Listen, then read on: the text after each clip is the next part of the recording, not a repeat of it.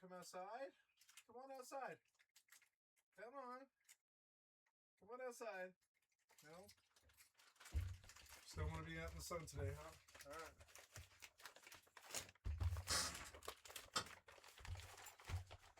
Toy Fleet.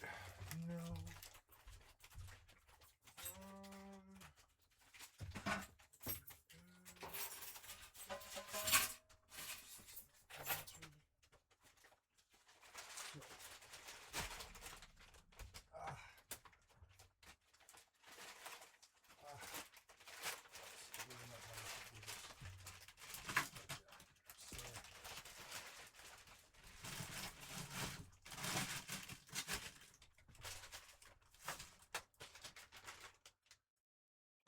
The previous fries?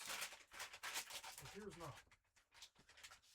So yeah, I've been enjoying eating those fries. That's been a good lunch. How was that sound? Hey, what's wrong, kitty? Something wrong? Yeah? Are you hungry, kitty? It's been 12 hours, huh? Lunchtime, sissy.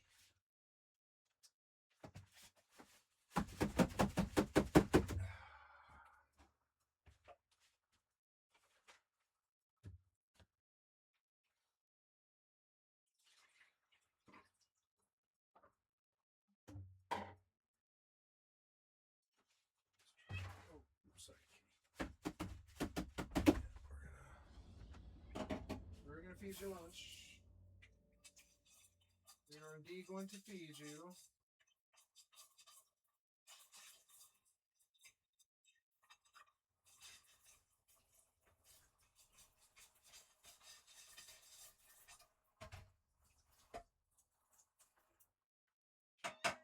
Yeah, meow. All right. Yeah, we're gonna feed you, kitty. It's that time. Yeah, we're gonna feed you. Maria. Lunchtime for sissy time. Lunchtime for sissy time. Lunchtime for sissy time.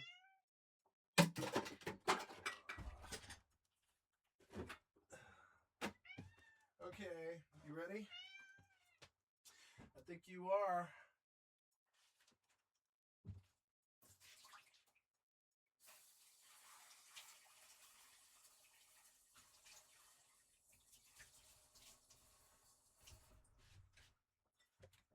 Yeah, you enjoying it? Yeah, she's like it. That's good.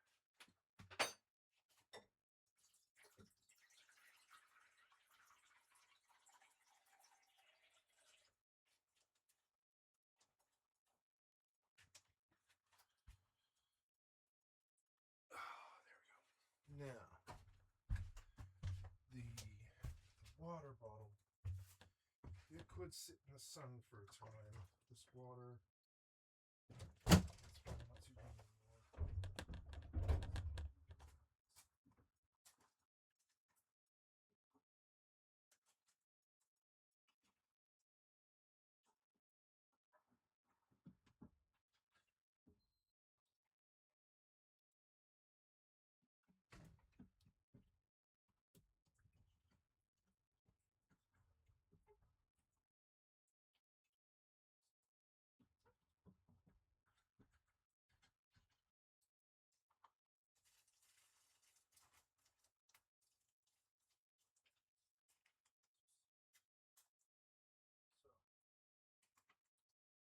Now, I'll leave it in the sun. There it is. And you can bake that. Good algae. It's dead. Okay.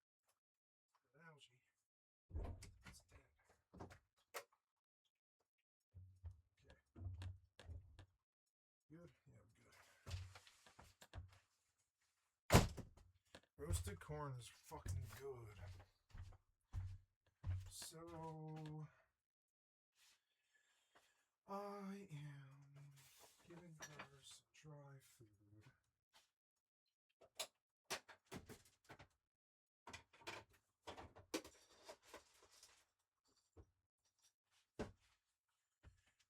do some dry food too, kitty.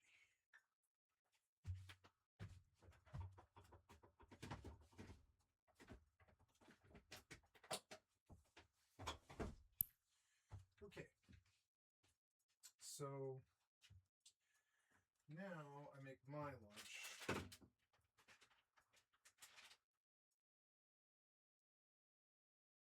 This does not have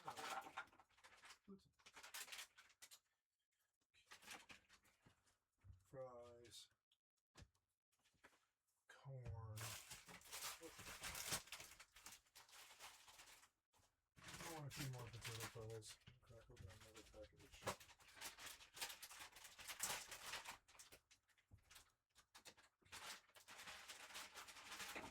Just a few more. There, that's a healthy amount.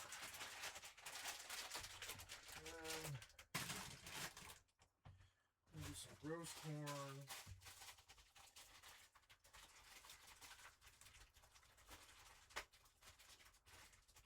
On top.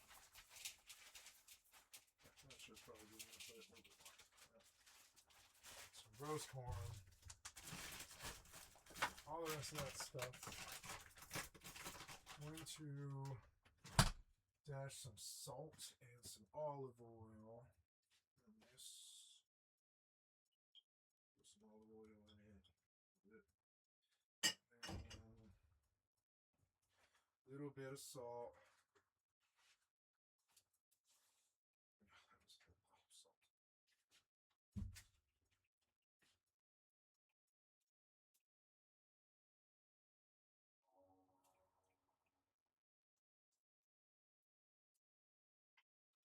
That's too much.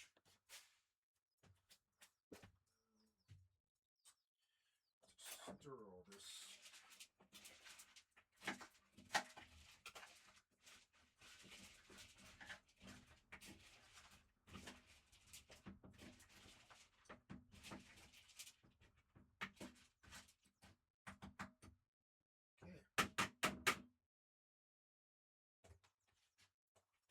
Finally, we'll do some Parmesan.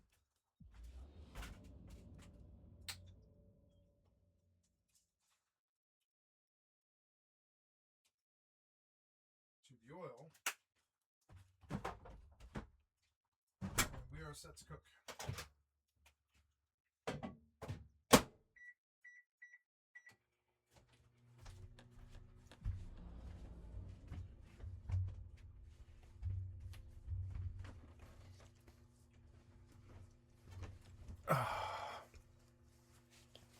Okay, sorry about that. I'm on call to see if we're going to go do something or not. And, no, I'm not going to join. I'm just going to wait. Okay, turn on the autopilot now. Engaged. Approaching Stargate.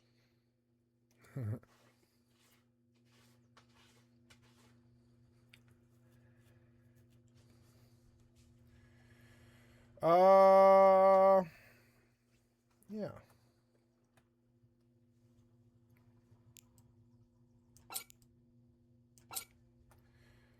Oh, you turned off my headphones as I sat down. There we go. Let's go see what else is going on in the world.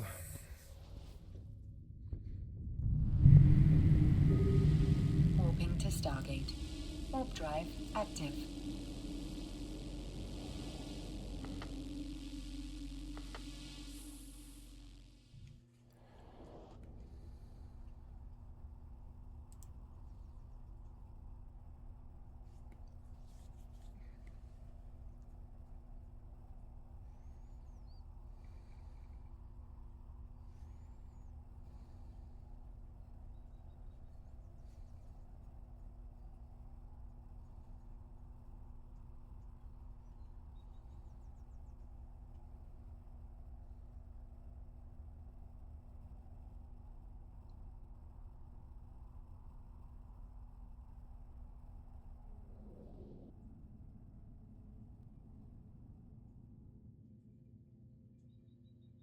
Approaching Stargate.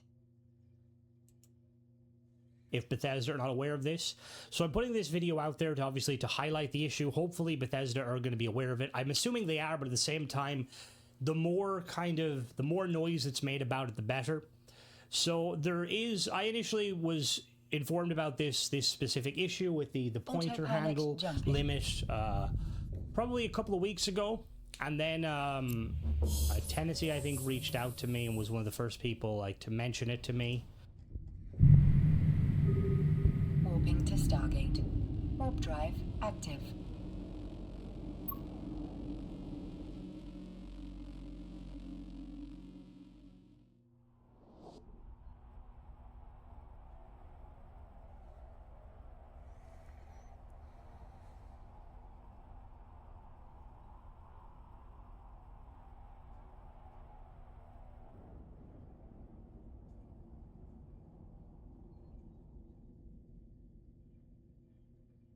Approaching Stargate.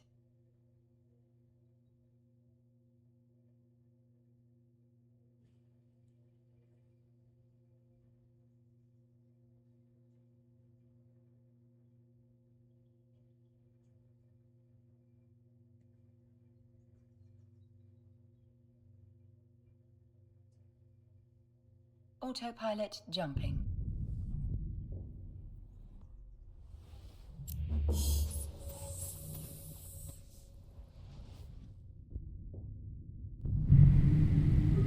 Warping to Stargate. Warp drive active.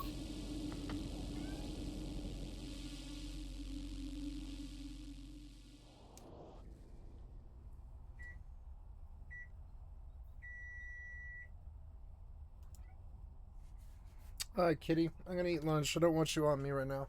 Sorry. The number of people who are living in third world conditions in the United States is continuing to grow. There are millions and millions of Americans that are living in places where they do not have adequate housing, they do not have adequate electricity, there's no running water, they do not have access to medical care or grocery stores or transportation. Martin County, Kentucky. Poverty rate is 48% and the water undrinkable. So is the water actually brown?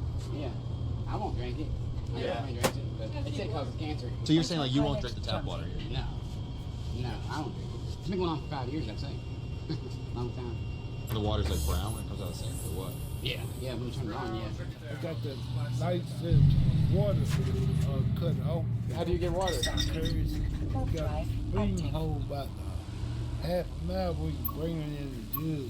So how do you shower? In the tubs right there. There is continuing to be a wider and wider divide between the haves and the have-nots, the people who have money and the people who don't have money. Right now, the top 1% own a vast majority of the wealth, while the bottom 50% own only 2.5% of all the wealth in the United States. So there are some really wealthy people in the US, but that doesn't mean that the country as a whole is a wealthy country. Why are there so many who own so little and are paid so poorly in a country that has so much? Because many of us benefit from that situation. You know, I read the novelist Tommy Orange's first book, There, and he has a line there that says, you know, kids are jumping onto the windows of burning buildings, falling to their deaths, and we think the problem is they're jumping. You know, and when I read that, I was like, man, that sounds like the poverty debate. You know, we constantly focus on the good. We should be focusing on the fire. You know, who lit it, who's warming their hands by it. And I think that's a sentence that cuts to the complexity arguments. You know, some lives are made small so that others may grow. And that's just the plain truth of it. I know this from personal experience. I have lived in rural Appalachia. We are living in this camper that we bought for $1,500. I have experienced going without electricity and running water. This is how I live. We did not have access to healthcare. Healthcare in the US is very expensive, and it's becoming more and more expensive over the years. I was born in the 80s, and things have progressively been getting worse throughout my adult life, to the point where my family actually decided to leave the United States, and we are now living in a different country. So we have access to just our basic things. I lived in a third world country this last year. It was so dangerous, it was so scary. Oh my God, I woke up every single day being like, oh my God, bucket showers, living off the land, understanding where my food's coming from. Docking permission requested. Okay, stop. Autopilot disabled.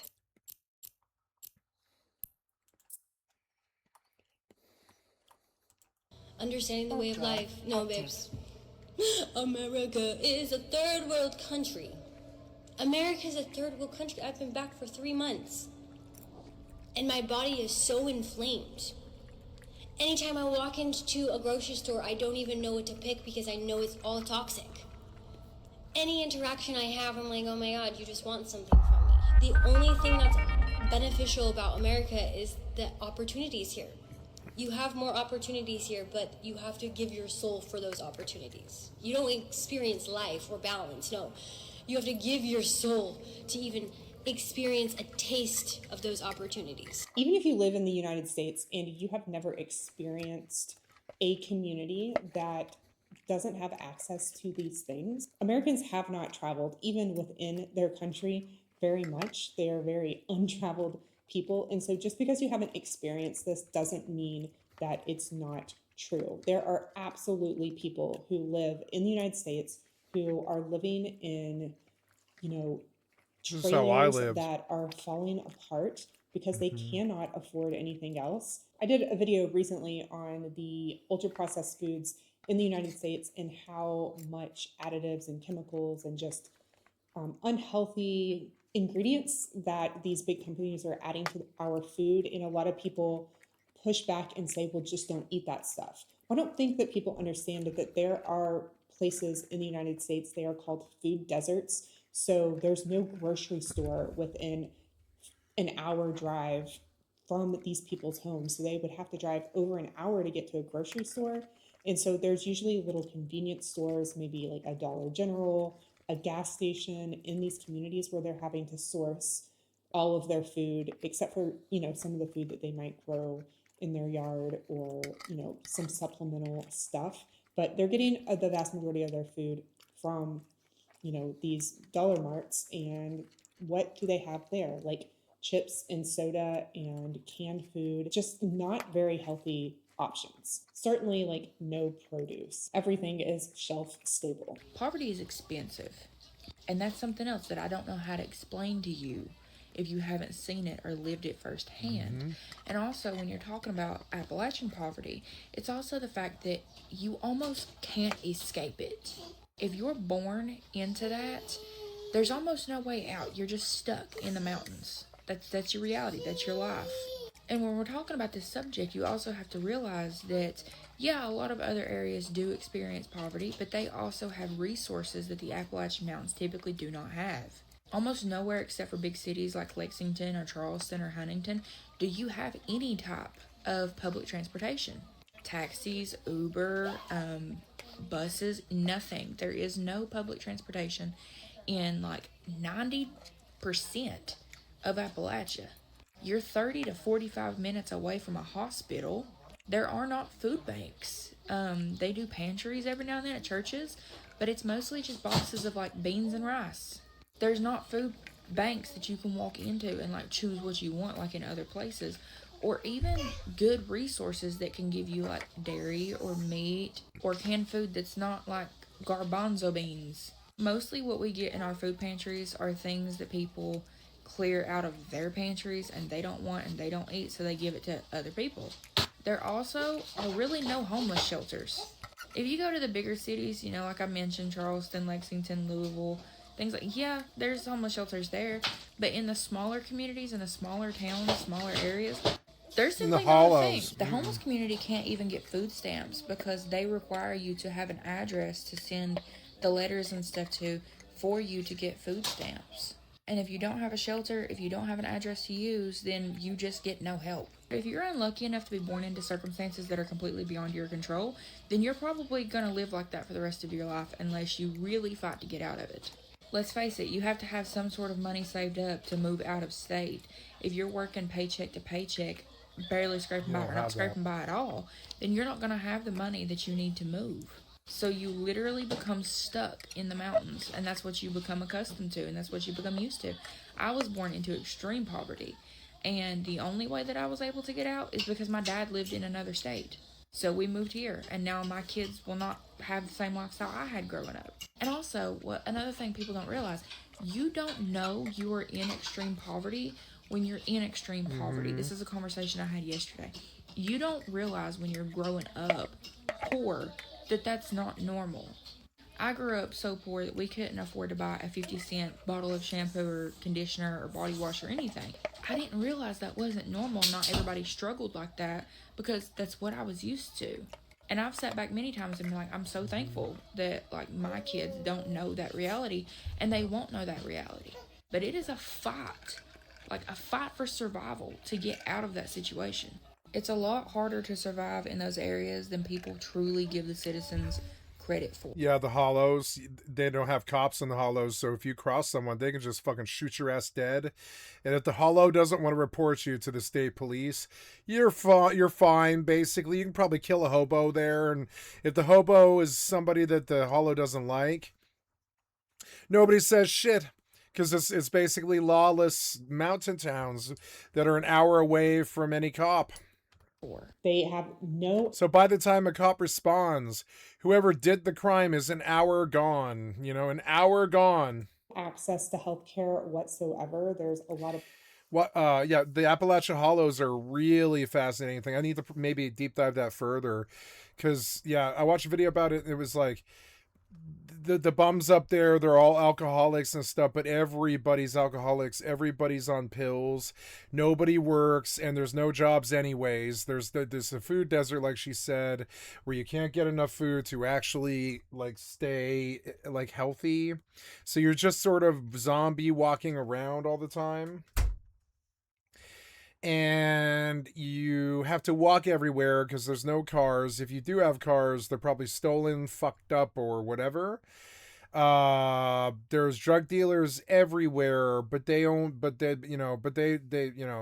like guns and stuff, so you can't go around them unless you're a junkie, essentially. There's tons of problems in the hollows. When they don't like you in the hollow, they'll burn down your house or your tent or wherever you live.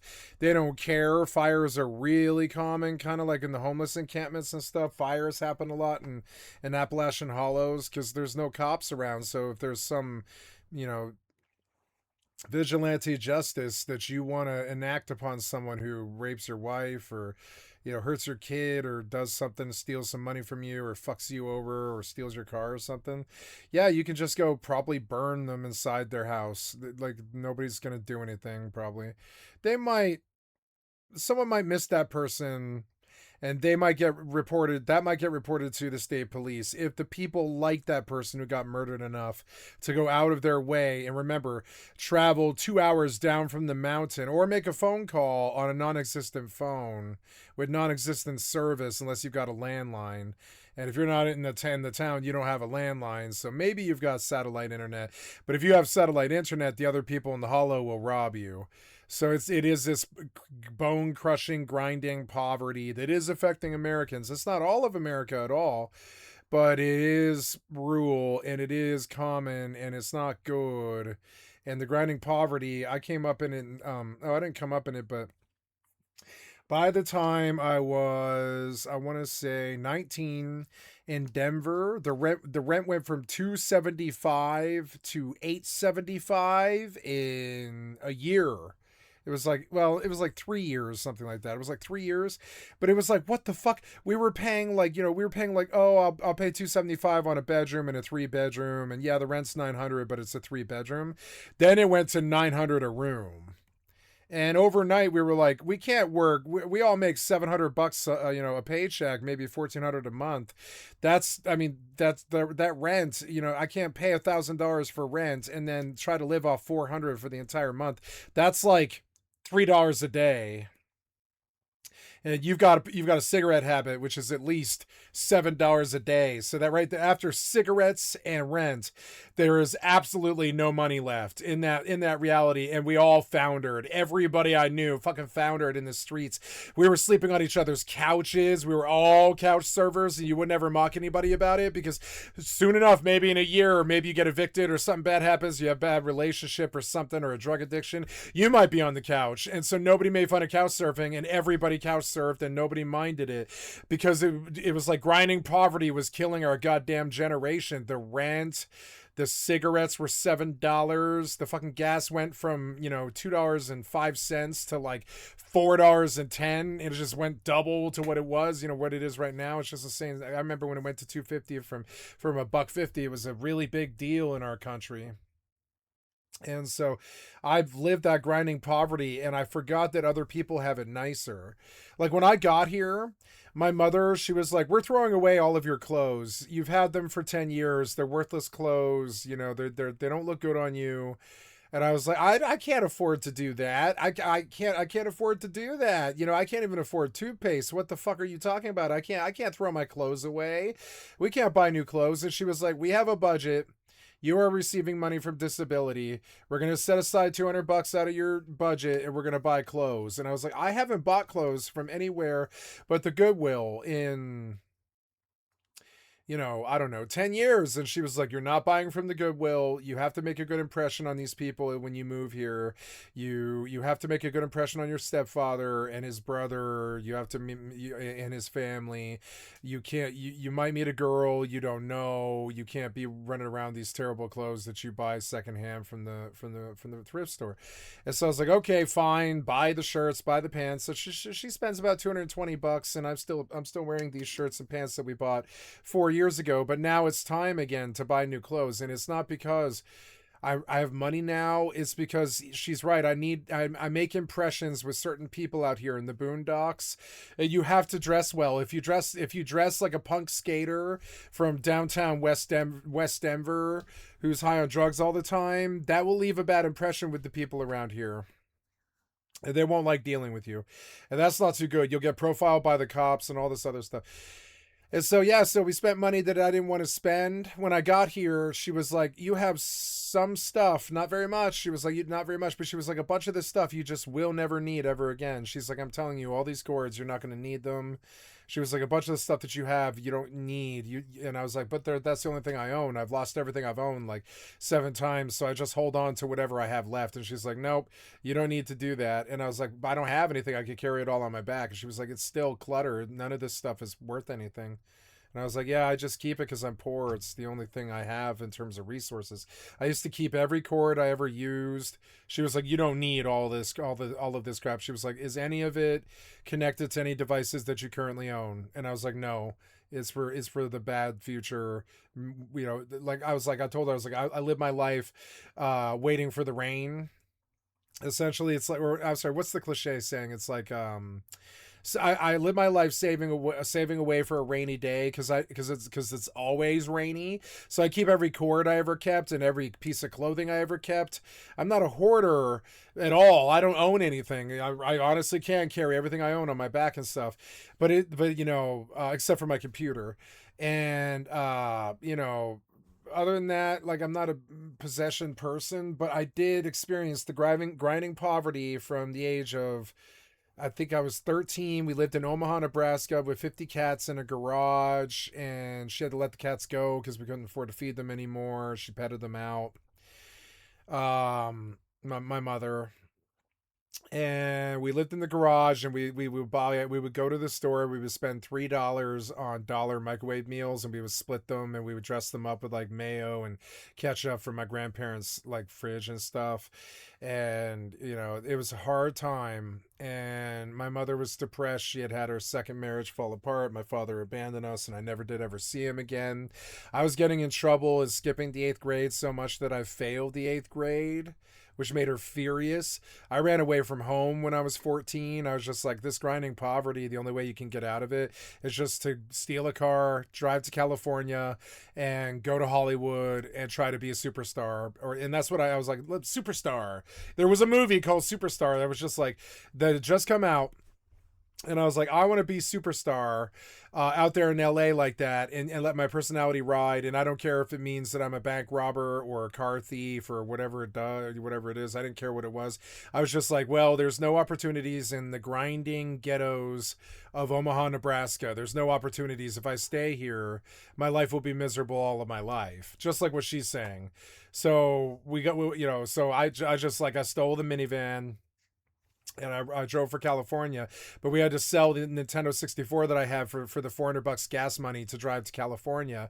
And we went into the GameStop, the game store, expecting them to pay us like $400 cash for a console and both of all of our games, because we knew we wouldn't be able to plug in our systems anymore.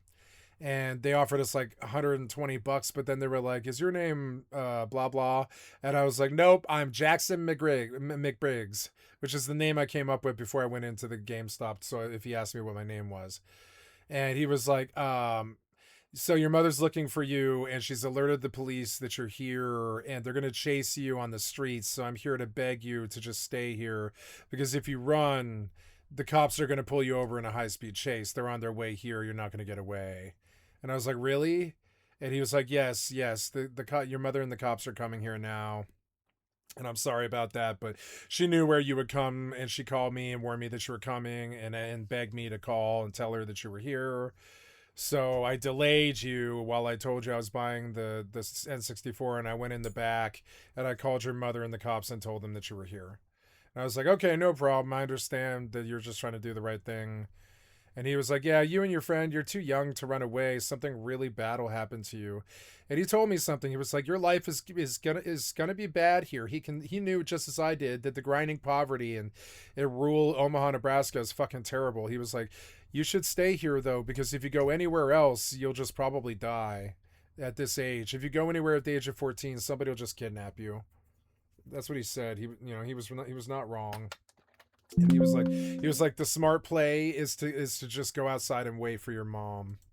And I was like, okay, because it was like a man to man. I hadn't seen my father in 3 years or something like that. It was a man to man. It was and he was like, he was a gamer. He was a gamer, and he told me he just played it straight. He was like, I know why you're running away. This place sucks. I know. I live here.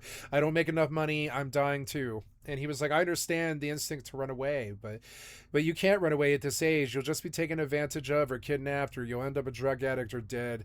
There's no future for you in running away to someplace like the West Coast or whatever. You'll just end up dead on the streets. And he was like, you're not going to escape either. They know where you are, so just accept it and move on and get better at your life and make money somehow when you're of age and leave this place. And he was like, do it legitimately. That's what I would do.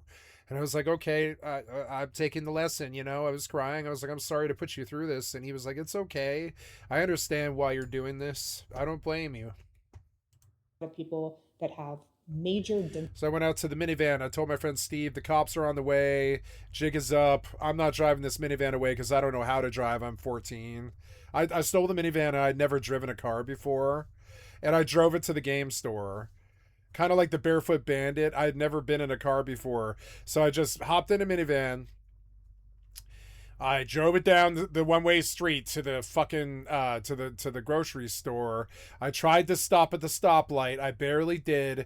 I turned into the grocery store, and then I went to the back parking lot, and I spun circles around the parking lot for like 40 minutes and stuff. Once I was ready, I went to the school and I picked up Steve.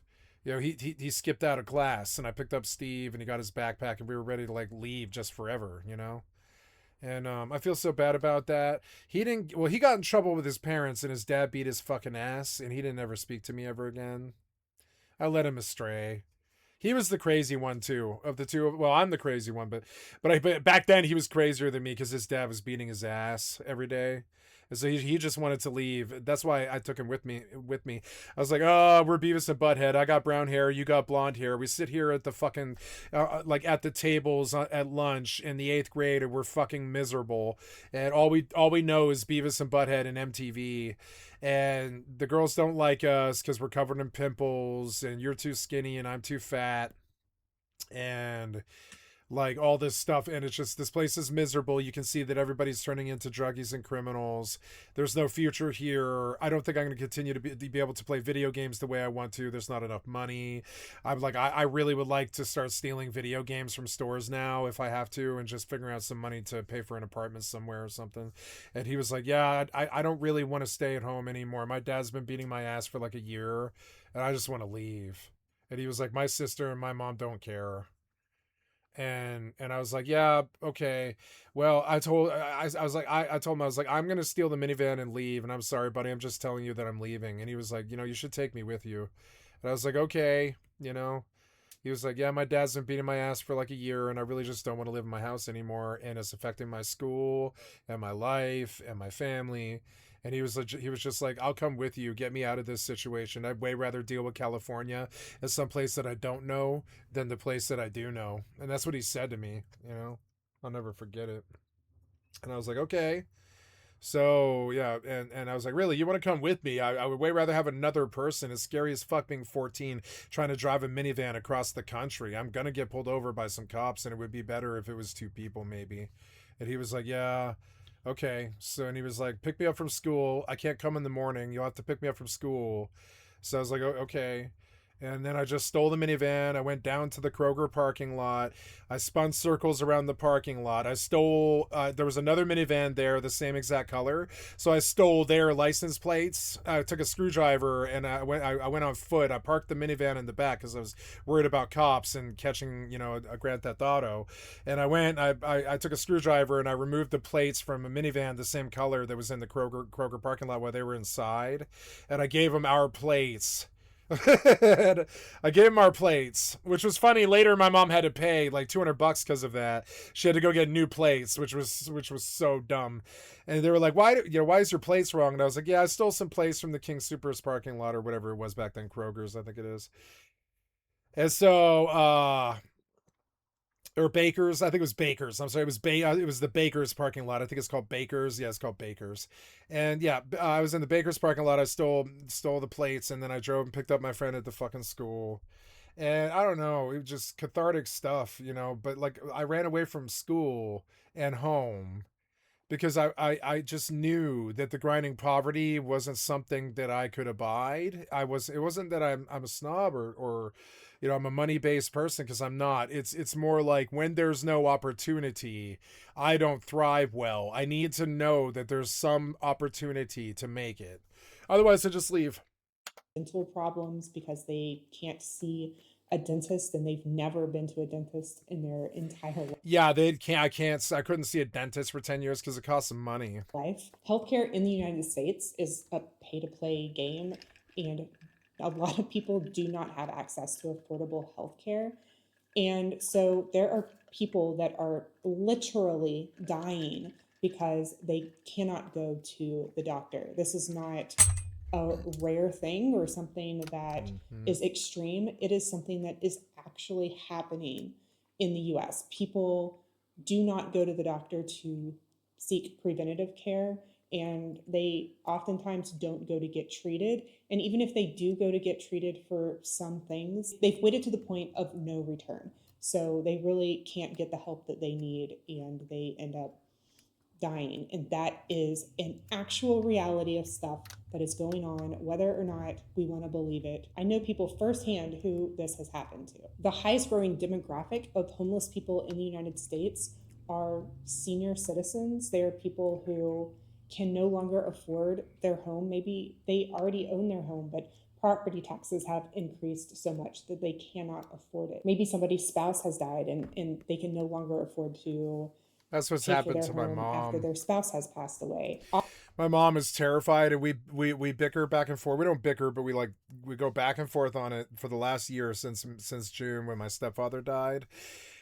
She's scared there might be black mold in the basement. We had it tested, and there was, but it wasn't bad when they had it tested like 5 years ago. Now that's in her place, not mine. My place doesn't have black mold, so I'm probably not sick. She's scared that it might have affected my stepfather, but he had other health issues that killed him anyways. But Since he passed, there's been something with the local zoning board where we have like a marshland field that comprises 4 acres, and the field, it's like water bound essentially. I don't know what you would call it, just soggy. It's like a soggy field, so nobody can build on it. So the zoning has been brought into contest for some reason, and we don't know why. And there's all this other shit. Like my stepfather owned 1/3 of his brother's house, so that passed to my mother. But the other 2/3 of the house belonged to my stepfather's brother and sister. And so now my neighbor's house has been split into 3 as the family took possession from my stepfather who owned the house, which is just fucking crazy. And so there's like a land dispute between neighbors and a zoning thing with the county. And my mother is sick. She's had a knee replacement and a shoulder replacement. She's got what's it called? What's she have? It's tick disease. It's she has Lyme disease from 25 years ago. She's got what else? No, like 35 years ago. And what else? She's got all these other problems. They just took her gallbladder out. She's got health problems, right? And it terrifies me, but I mean, it is the truth. So she's dealing with all the health problems. There's the zoning problem. There's the fact that she owns 1/3 of her but her widowed husband's brother's house, which made her widowed husband's brothers fucking furious, you know. So now her stepfather, my stepfather's family, who was supposed to support my mother, are now angry with her because my stepfather left her 1/3 of his brother's house. And for a long time, you know, it was just in contention that he would just give the 1/3 of the house to his brother. But while he was alive, he couldn't bring himself to give his brother his 1/3 of the house. He just couldn't do it or he wouldn't do it, whatever reason. And my mom urged him to for 10 years. And then before he could do it, he passed. And so now my mom, whether she wanted to or not, now owns 1/3 of her husband's brother's house, her widowed husband's house, brother's house. And that's a mess because it detonated my stepfather's family entirely, pretty much. And they're angry at each other and they're angry at my mother. This is all the stuff that happened. And it's personal, but it's not that personal. It's kind of stuff you could just say at a party because it is what happened. And so now, like, I watch her. She wants to start a new job because we're like $1,500 short from what it costs to actually run this place with the power, the bills, the transportation, the gasoline, the food, the cat food, all that stuff, everything, all to pay for 2 people. And it used to be 2 cats, now it's 1, and have power for 2 houses. And, you know, and all this other stuff. So we looked at that. We bandied about the idea of buying 2 fifth wheels, selling the trailer that we have, the trailer that we have and the land, and buying 2 fifth wheels and just moving to some, what's it called? Trailer park or whatever for the rest of our lives, and just pay for 2 leases, buy 2 leases at a trailer park. We considered that because it was just like, do we even need this big house? We're considering turning this house into a what's it called, Airbnb. Although I'm not sure my door locks anymore. We might have to replace the door, and we'll have to remove, I don't know about removing the TV, but we could put a couch in here in front of the TV. It's a huge TV with nice fast internet and all this, and a guest router and all this. And yeah, and so we're considering moving me back upstairs, using this place as an office during the day, and then me sleeping up there because my mother needs somebody there at night. She's getting older, There's all this consideration and stress and stuff. She took a new job. I'm not going to say what it is because it's personal. That's her business. But she took training for a new job, even though she's 78 years old. She's going to go on, or 79 now, I'm sorry, that's coming up. But but she'll be 79. She's going back to work again in a different field, like the medical field. And it's kind of interesting, but she wants more money. She wants money. I don't care about it, but she wants money. She wants $1,500 more a month to pay for all of the upkeep and everything that this house and this land costs us. Just this week, we sold our second vehicle, which is the truck, for $3,500 so we could pay for landscaping for this place, because my stepfather did not handle it while he was alive, and our bog swamp is like growing trees, and that's all got to be dealt with. Our front lawn and backyard need to be mowed, but he didn't buy a rider lawnmower, but our yards are fucking huge. You would need a rider lawnmower to do these yards. It's like the size of a baseball field. And like, and you would need a rider mower. It's a big deal. It's a big place. And so my stepfather, for whatever reason, he just didn't get around to it. He didn't buy a John Deere tractor or whatever, or John Deere mower or whatever. And so that's the thing. So now we're paying for landscaping, which is insane. And so my mother cut a deal where she sold the car and worked out landscaping for a couple of years, just so this place doesn't fall apart and it gets the attention that the yards need. Now, if I had $3,000, I would go buy a riding mower. But I mean, but that doesn't really solve all of the problems. There's other stuff that needs to be done. And so, and that's just one thing. That's all the stress it takes. And all of this fell on me like a ton of bricks last June when he passed away, like on his deathbed, and he had been brought back so he could say goodbye, but he didn't come back conscious. He didn't become conscious again. He just passed. And I told him, I was like, you are the greatest man I've ever met, and I will steward your land for you until the day that I die. I promise. Thank you for passing it on to us. I said that to him on his deathbed, and I meant it. But the problem is, some of that is like a $10,000 promise that I can't keep, because it's like I don't have $10,000 to buy a rider mower and set up a sprinkler system and run, buy soil for a garden and all this stuff. I don't have $10,000 to keep a promise like that. And it's bumming my mother out, because for the last 17 years, they grew vegetables in their garden, but it's the amount of time and effort and money it takes. Oh, where am I? Oh yeah, good. The amount of time and effort and money it takes is just off the fucking hook. So drive active. Yeah, so the money, and I don't want my job to blow up, because then I become an Asmongold and I've got tens of thousands of people following me around. And while the money would be nice for my family, I don't want that. I don't have the kind of, I've got PTSD and I don't have that kind of sanity. So I took a job knowing that it was possible that I might make it, and I do try, because it's just fun for me to try. I cut albums and stuff like this. But I don't want fame, glitz, or glamour. I really don't care about those things, or money.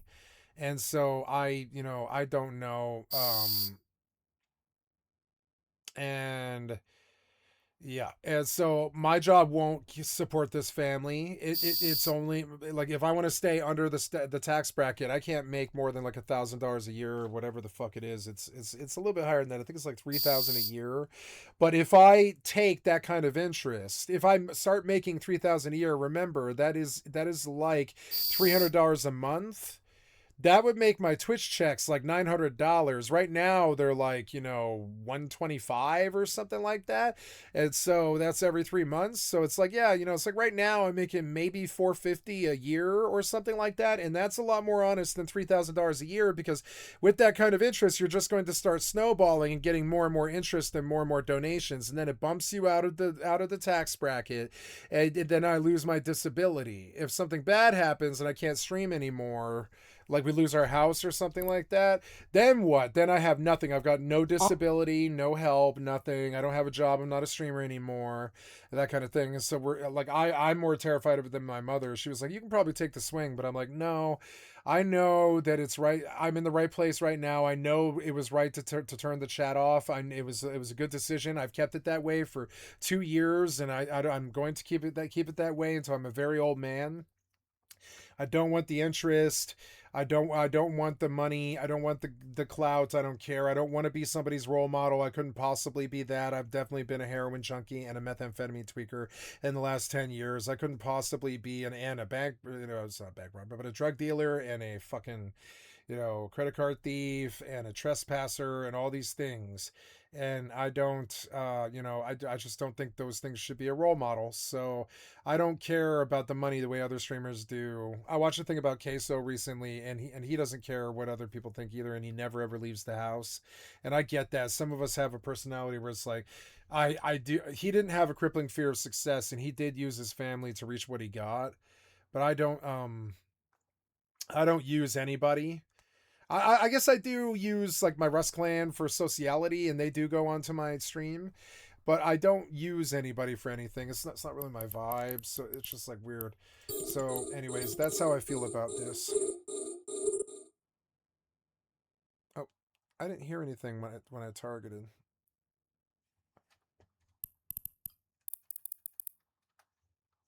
Oftentimes these people No, I can't hear anything. What happened? Oh, I'm muted. Oops. Work their entire lives to pay into the Social Security system and are not getting enough money on Social Security to be able to pay their living expenses. You can't really live on $1,200 to $2,000 a month if you're no, you can't, and that's what I'm living. I live off of $380. I live off of $380 a month, and they send me about $700 a month, and it's like $9,000 a year. Or something like that, $750 I think it is, and then there's a little bit of a stipend for propane and energy concerns that isn't even in the same payment.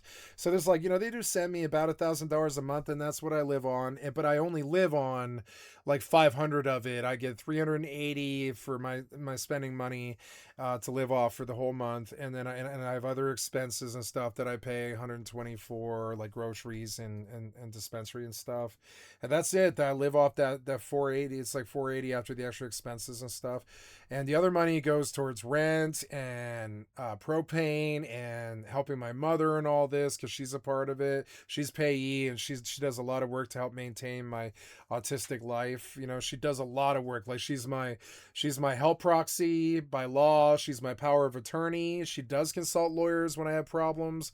She makes sure that I get through it. She makes sure I have therapy. She makes sure that everything is there. She makes sure that the money is right, and if I need something, I can get it, and all this other stuff. And I love her. It's Mother's Day, so I'm trying to honor her. But that it is a lot of work, and eventually I will have to I'll have to become the custodian of my own life again. But goddamn, it was nice to let somebody else do it for about 5 years, 7 years now. It's been something like that. It was nice to let somebody else do it, because when I did it, I just fall down to the streets to become a druggie and drive around in a car with some girl. Single elderly person in the United States. It's really, really hard. So these people are having to make the choice to move into their cars and become tiny houses. And so I live in a tiny house that we bought for like $29,500 and $29,500, and it's the best thing I've ever owned, and it's the best thing I ever did, and I get emotional when I think about it because it enabled me to regain my humanity, which I had lost homeless as a gutter punk on the fucking streets as a drug addict. Work 68 hours a week, 6 days a week. I live with the DPG, that's Denver Gutter Punk, DGP, the Denver Gutter Punk scene. I'm DGP. It's like a organization, sort of, in the respect that if you've lived on the streets, people know who you are. I'm with the Denver Gutter Punks. It's not some gang that I rep or whatever the fuck. I just have a lot of friends that live downtown in Civic Center Park and up and down Platte Park River, who are Denver gutter punk scenes. And my ex-girlfriend, Monica, she's like the queen of the Denver gutter punk scene, because she's like this beautiful stripper who never dressed punk ever, but she knows all the DGP, in the whole scene. She knows everybody, and she lives in tents with them, but they all know that she's made hundreds of thousands of dollars as a stripper, and smoked it all, or put it all up her arm, as heroin. And so she's a queen goddess in their scene, because she's fucking beautiful, but she hasn't showered in 9 months because she's this gutter punk, but she's also this stripper lady. It's fucking crazy. And so she runs that fucking scene, you know what I'm saying? She runs the scene. She can even dismiss me out of the scene. She's done that before. She like runs that scene. So when she doesn't want me around, she's shooting up heroin and stuff like this, and I'm trying to track her down on the streets because I really was her like boyfriend for 3 years. We probably would have got married, frankly. But you know, when I was trying to track her down, she would like ban me along the river, and she would tell all the other people, she would tell me to kick rocks, and then she would say this while other people were around. And that's a dismissal from the queen, basically. It means get the fuck out. You're not allowed here anymore. You can't be along the river anymore. And yeah, and like, you know, I've been through all walks of life and stuff, but that was an interesting time. But she's an interesting example of somebody who's never going to make it out of the grind. She's never going to make it. She's never going to make it out of Denver. I used to sing a song about her called Holding On by Scary Kids Scaring Kids. And the chorus line is like, I'm afraid to say she never made it home. And that's how I feel about Monica. I don't think she ever did make it home. What's your shift from every day? 5 to 5, 5 a.m. to 5 in the evening. Working in coal mines, even if it's underground or on top of the ground, it's hard work. You go out 10, 12 hours a day. If you go underground, you don't see daylight until the end of your shift. It's not an easy job. A lot of people don't understand it. If it wasn't for coal mines, a lot of these people around here would be starving. They'd be dead. They wouldn't have electricity. They wouldn't have heat. And with people out here, everybody thinks we're just dumb country folk. But actually, a lot of us out here are smarter than a lot of people give us credit for. We work hard, we support our families. Shame on you, and shame on me, and shame on each and every one of us who haven't rattled the windows of these buildings with cries of outrage at a government that thinks their office furniture is worthy of $40,000 a year and families and children aren't. The current poverty guidelines are ridiculously out of touch. I have 2 jobs and a bachelor's degree, and I struggle to make ends meet. The federal poverty guidelines say that I'm not poor. But I cashed in a jar full of change the other night so my daughter could attend a high school band competition with her bands. I can't go grocery shopping without a calculator. I had to decide which bills not to pay to be here in this room today. Believe me, I pulled myself up by the bootstraps so many damn times that I've ripped them off. Minimum wage in the United States has stayed the same for years. It is still $7.25 at a federal level. We're from today. I can't believe the minimum wage is still $7.25. That's what it was when I was 13 years old, motherfucker. I'm 40 some odd years old. And that is the minimum wage in Tennessee, $7.25 an hour. There's something wrong in this country telling people it is okay to work 3 jobs, not see your kids, not see your loved ones, not take a vacation, and God forbid you want to sit on my sick. lap? Okay, and I still got a job at home because I'm a mother. Because let's not forget, I don't get a day off. And I got to figure all that out. How are we going to eat? How are we going to pay rent? How are we going to pay the utility bills? That every single thing went up after COVID. Not one thing stayed the same except salaries. I don't know what I did with my phone, and I'm going to have to find it. I'm sorry. I'll be right back. Oh, where's my phone? Damn it.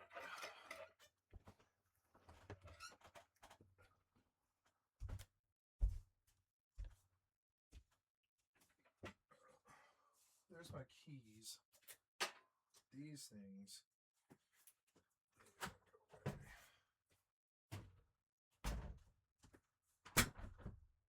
Keys, but I don't see the phone.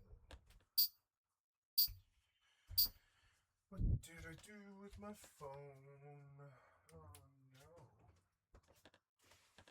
What did I do with my phone? Maybe I left it in the freezer. I must have. It's not over there, is it? I don't think so, no. I think I left it up there. Damn it.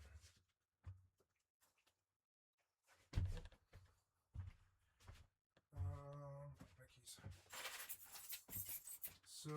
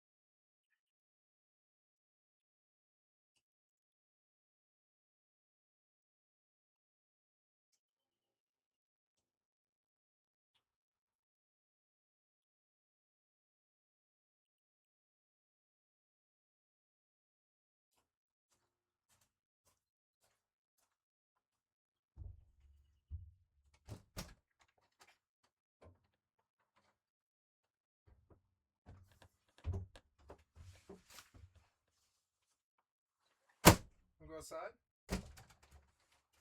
Good day out there. Yeah, go outside. You've been inside all day. Good kitty.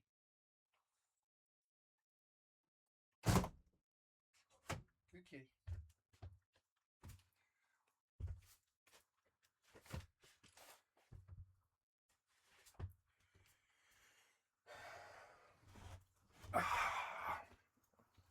Got it. Sorry about that. Oh, I left my phone. Fucking headphones.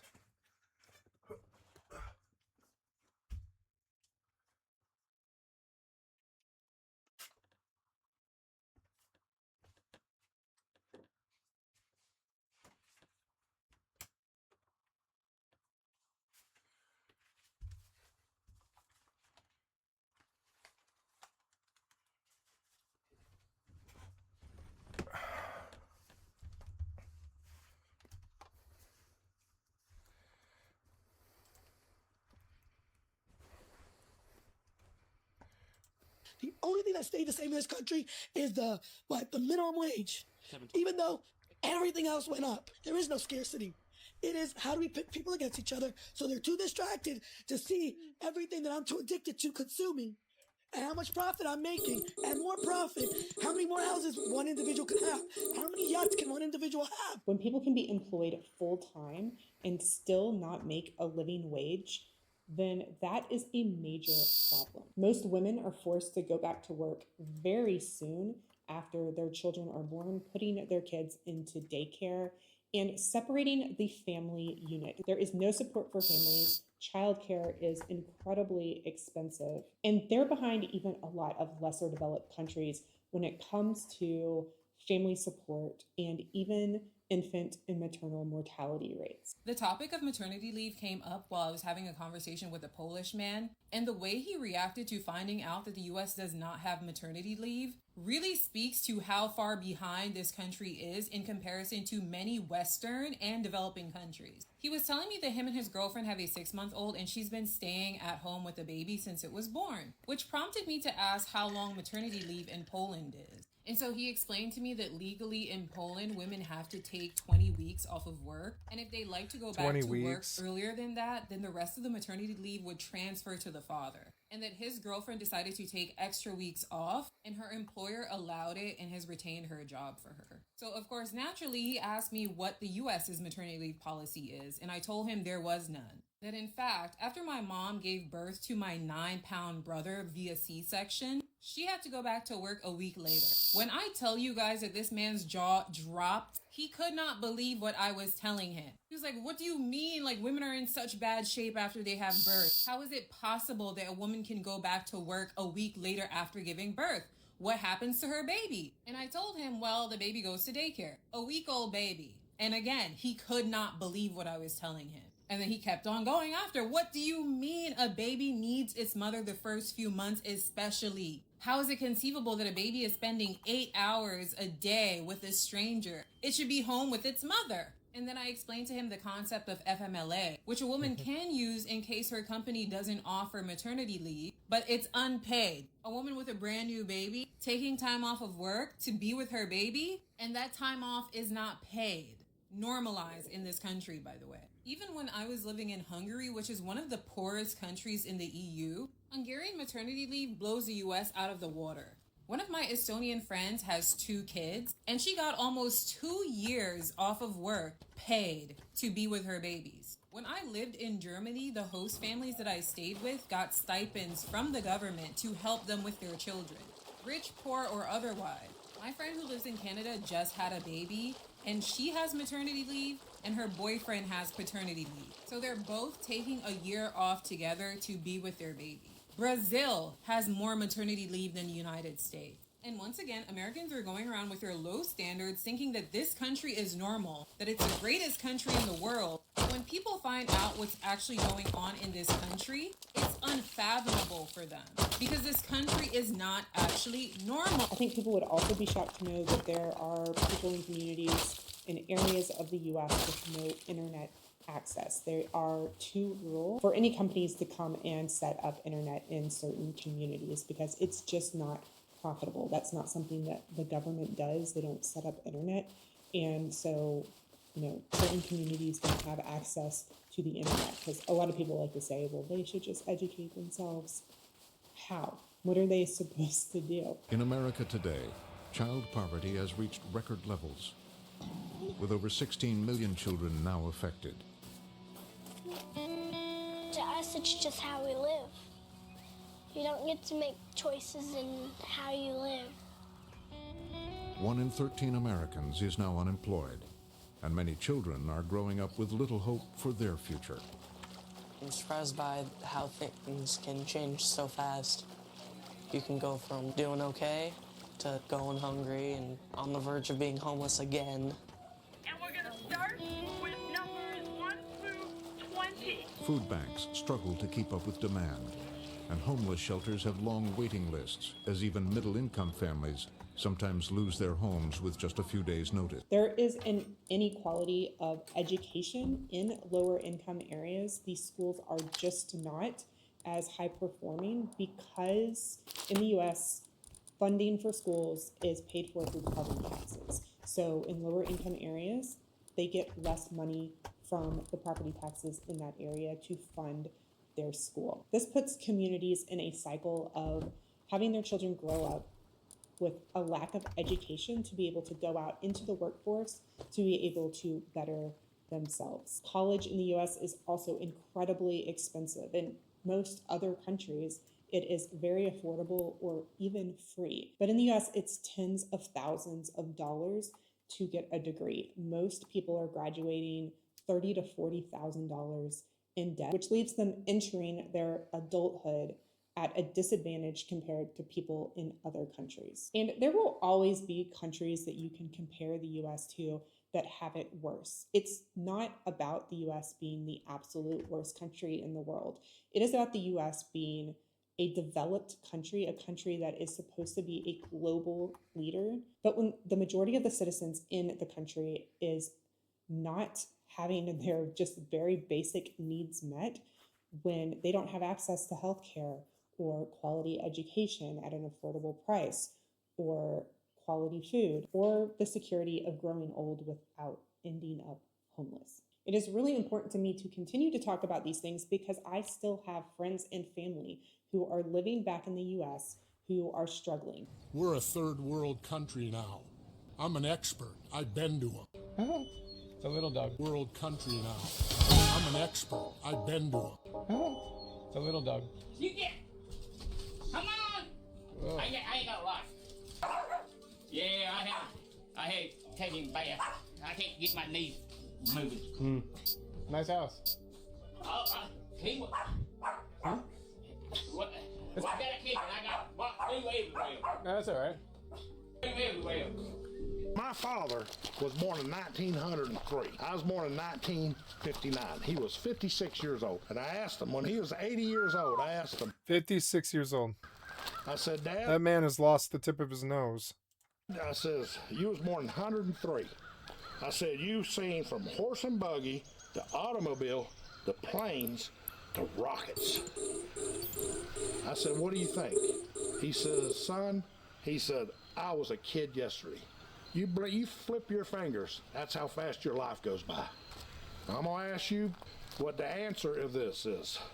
What is the smallest thing in the world that makes the biggest difference? The smallest thing in the whole, it don't matter. I want to say money. Whatever you think, the smallest thing. You tell me what you think, what the smallest thing in the world makes the biggest difference. Attitude. Oh, yeah. Your attitude. In some Appalachian communities, households are spending far more than the national average share of income just to use the electricity. When the energy costs climb faster than wages, families are forced into impossible choices: heat the house or buy groceries, run the air conditioner or pay your water bill. Energy poverty is becoming a serious issue.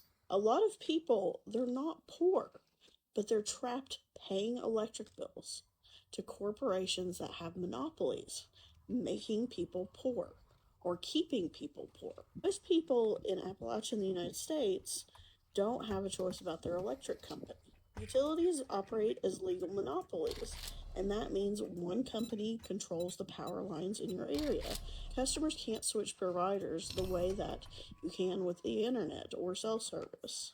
If rates go up, households can't shop around for cheaper options. Now combine that with a lot of other realities in Appalachian life. A lot of homes are older and they were built long before modern insulation standards. They lose heat in the winter, trap heat in the summer, which means that families have to use more electricity just to make the house livable and comfortable.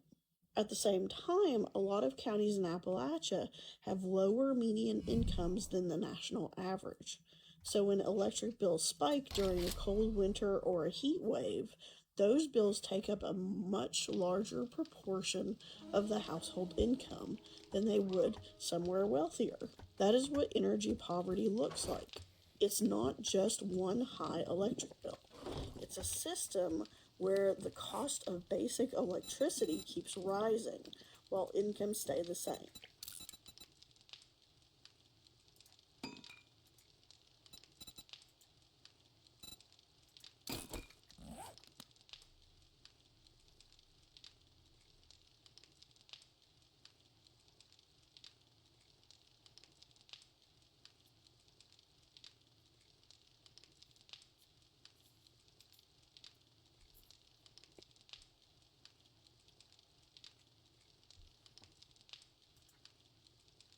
My name is Grant Plattner, and I'm running for United States Senate.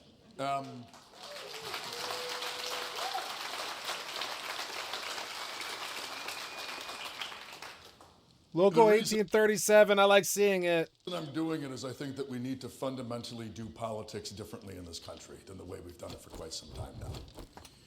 We have a political system that is entirely inaccessible to the average American. It is a political system that is not representative of the average person and therefore doesn't represent the average person. It is a politics that has been turned into a theater for elites. It's a performance that shake we your watch. hand, but you better make it quick. With Sun's pundits on getting CNN, real low. splashy TV ads, and it always costs more money than any of us could possibly fathom. It seems like something that is outside of the realm of possibility for those of us down in the real world to touch.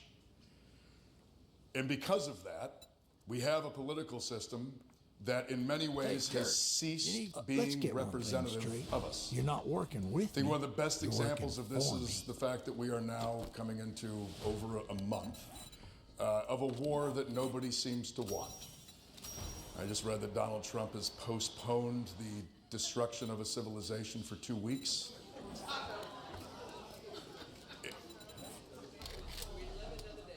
So, well, somebody lives another day. And thank God for that.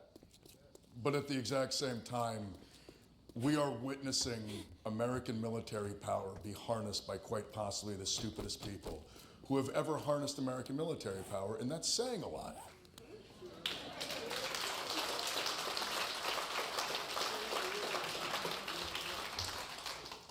But we have the situation we find ourselves in where when I go all over the state of Maine and talk to folks, nobody thinks this thing is a good idea. Everybody can see it for what it is. Everybody I talk to understands that this is a war that has been started because Donald Trump is in the Epstein files and he doesn't want us reading them.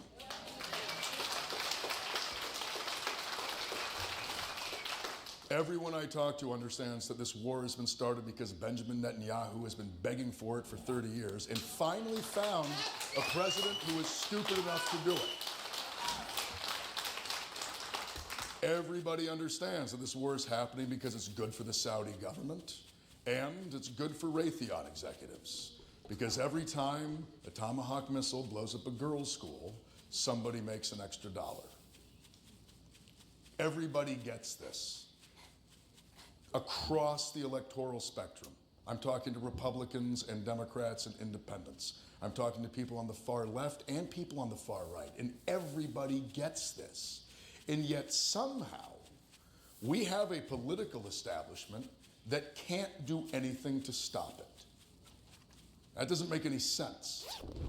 If we live in a democracy if we have democratic representation, how is it possible that this nation is going to war, being dragged into possibly decades of bloodshed, when everybody knows it's a bad idea, and yet somehow we have a political system that can't do anything to keep it from happening?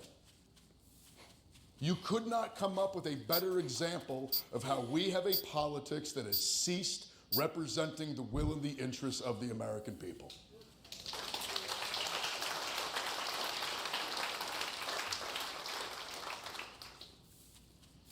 I think many of us have known this already for some time. Many of us understand that we are looking at a political system that does not care about our input, that does not care about what we want to see in our society. Many of us have understood for quite some time that what's happening in Washington, D.C. is almost entirely separate from us and our world, and that the only people that have access are those with wealth and power. We have a political system in which if you have money, if you have power, you can see your needs represented in policy. But if you work 2 or 3 jobs, if you struggle to make rent, you will never see what you need in the policy that comes out of this kind of politics. It needs to change. It needs to end. And the hard part is, no one is coming to save us.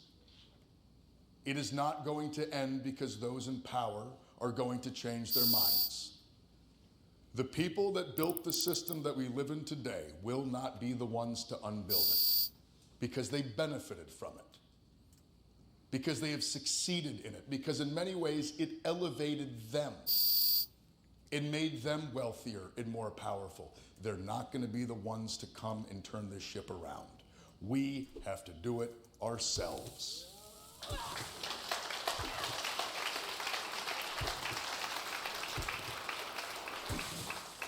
But the good news is, as Americans, we have legacies to be proud of that show us how to do this. We have the legacy of the women's suffrage movement, the legacy of the labor movement, the legacy of the civil rights movement, of the disability rights movement, of the gay rights movement, of the gender equality movement, and none of these are legacies of asking permission. Women did not get the right to vote in this country because men gave it to them.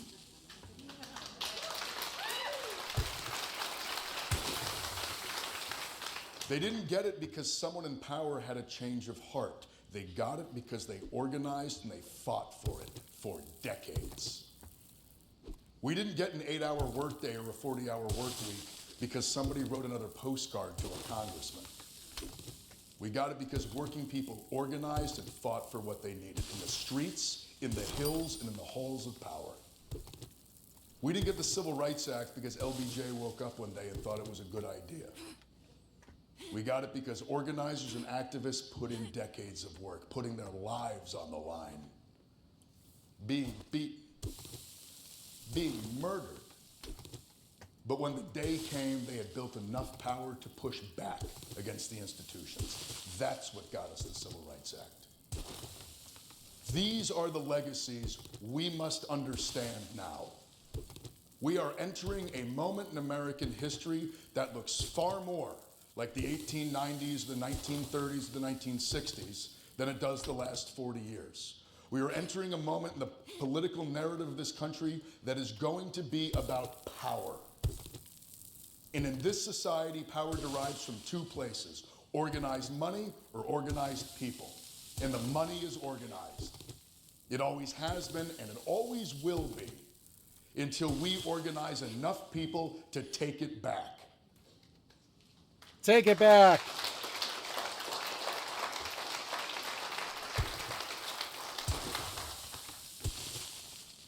It is this tradition that we have to tap into now. And we have to understand that in these moments of crisis in the history of our democracy, whether it was the 1770s as we broke away from the British Empire, the 1860s and the battle against slavery, The 1930s and 40s, as we pulled ourselves out of the Depression and then built the society that won the Second World War. In these moments, the Americans that rose to the occasion understood that they couldn't go back to what they had. It wasn't going to be enough to just protect the status quo that had brought them there in the first place. To protect the rights of their children, they needed to give them new rights. They needed to define a new version of freedom that had to look more expansive than the one before. We are in one of those moments of crisis. We are, without question, seeing the rise of fascism and authoritarianism in this country.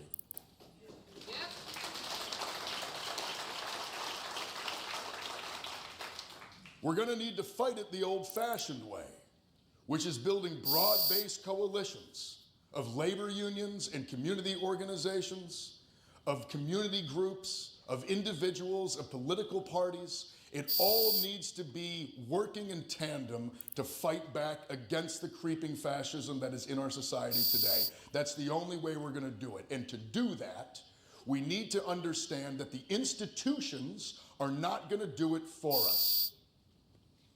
We cannot rely on the system that got us here to get us out of this mess. We cannot rely on the establishment politicians that year after year after year have sold out the working class of this country at the behest of those who donate the most money to them.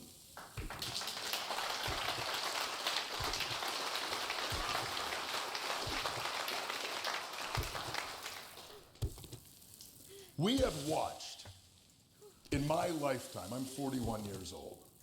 You are 41? You look so much older than me. You're 41? We in the state of Maine have watched the material conditions of working people in the state deteriorate in that short period of time. When I was a kid, growing up in eastern Maine, I knew guys who put their kids through college as clam diggers. I knew people were sterning in the summer on a lobster boat, plowing driveways in the winter, making reeds. That was enough. That hard scrabble existence, that hard work that Mainers for generations have taken immense pride in, that was enough to live a small but fulfilling life. That was enough to own a roof over your head. It was enough to put decent food on the table. It was enough to have your kid be able to attend a decent school. It was enough to even save a little bit for retirement. Today, it isn't enough. Now those same people taking an extra shift at Walmart or Home Depot. That clam digger, he's not saving up to put his kid through college. That's an absurd concept now. In fact, those people are watching the communities that they worked hard to build fall apart because their children can't afford to live in them anymore. People my age and younger in the state can barely afford to buy a house. I bought my house in 2017. I was lucky. Today, my house has tripled in value, but my paycheck hasn't. I wouldn't be able to afford my home if I waited a couple more years. And I have a lot of friends who are in straits that they never thought they would find themselves in. People working jobs that they were told were going to set them up for success, and they can't afford to buy a home in the community they grew up in. We have watched all of that happen while we have witnessed the consolidation of wealth and power at the highest echelons in our society in a way that we can barely comprehend. In 1990, there were fewer than 80 billionaires in the United States. Today, there are over 900. When I look around, I do not see a state of Maine that is 10 times wealthier than 1990. We don't have 10 times the schools, 10 times the hospitals. Our paychecks don't go 10 times as far. Mainers don't have 10 times the free time. In fact, we have less. We have fewer schools, fewer hospitals, The goods and services we need to live our lives go up in prices and our wages remain stagnant. We have watched life get harder down here while we witness somebody like Elon Musk exist. And these two things, they are not disconnected. They are part of the exact same story. In the time that we have watched the largest transfer of wealth from the working class to the ruling class in the history of this country, we have watched the immiseration of working people in this state. That is the exact same story. And that money did not get consolidated because those people worked hard. I refuse to believe that there is some metric of hard work. I don't really like this guy's speech, I'll be honest. It's the same stuff we've been hearing out of the media. We all know this stuff.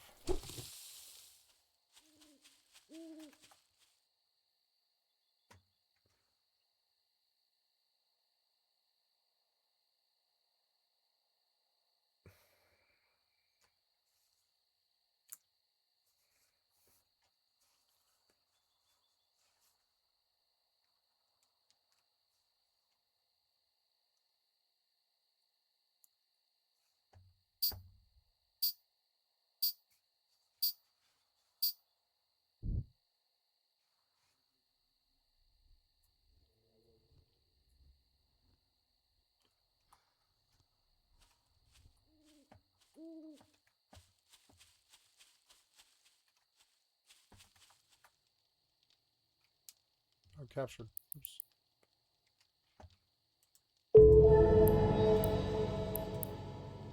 Nice. Every time I do one of these, it gives me like 3 of these. There's a Sunasis. That'll sell. Some kind of skin. Chaotic Skies.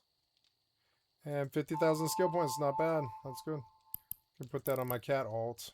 And jump her for in her training.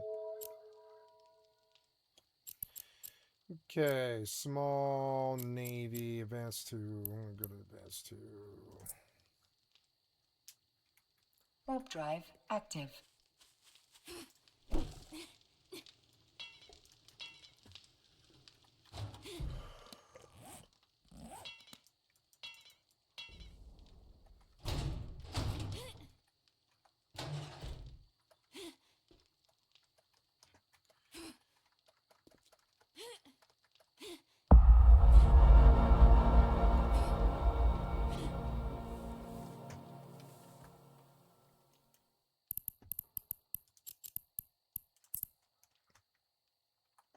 Warp drive active.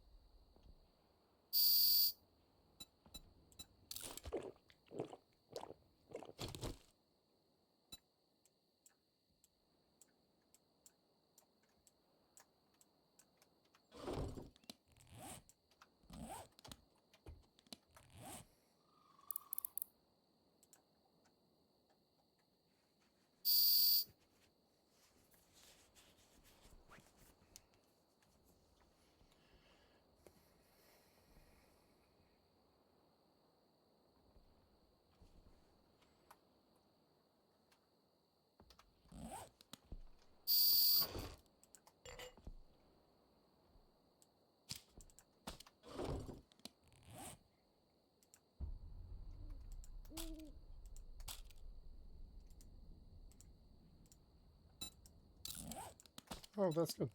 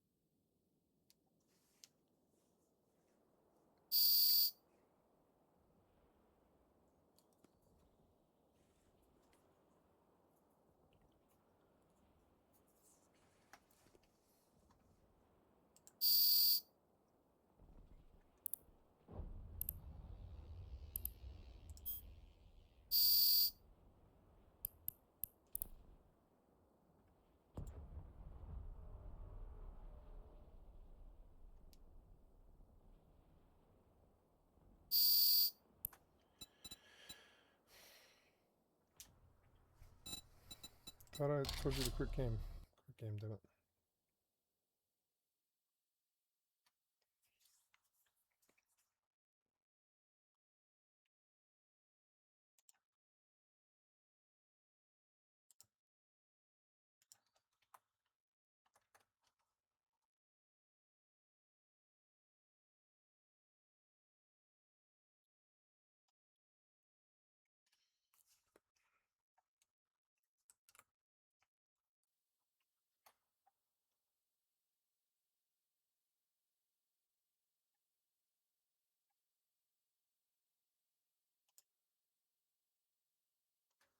A court has just ordered the release of Jeffrey Epstein's alleged suicide note. This is an alleged suicide note, not from his Let's see what the normies are saying. actual quote-unquote suicide, but from an attempted suicide from before the one where he died. CNN's Caitlin Polance is in the newsroom with details. Caitlin, tell us more. Jake, one of the most sought after... He died. CNN's Caitlin Polance is in the newsroom with details. Caitlin, tell us more. Jake, one of the most sought after documents that you could imagine in the situation around Jeffrey Epstein, and a moment of transparency. This is an apparent reported suicide note. Now, there isn't a full authentication of this, and just this document has been unsealed by a judge in the case of the man who was in a cell with him in July of 2029. This note, it apparently says, and I'll read it because it is very hard to read the handwriting there, and some of these translations that we're making from the words may not be exact given how difficult it is to read his handwriting. But Jake, it said...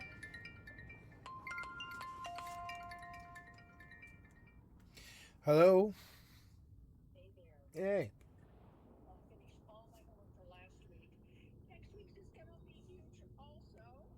Oh, God. I'm sorry.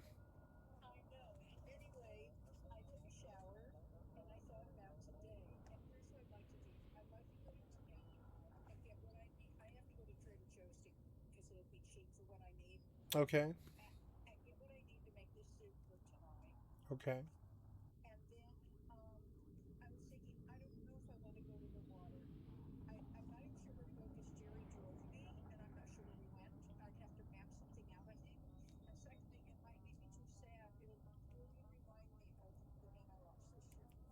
Yeah, I'm okay either way. I'm along for the ride. I just want to support you.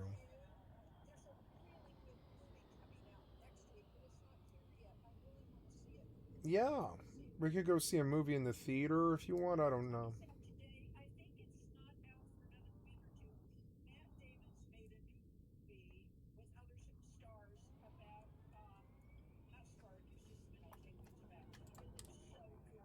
Okay.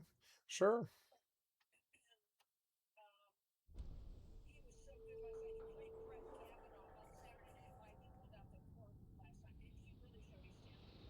Yeah.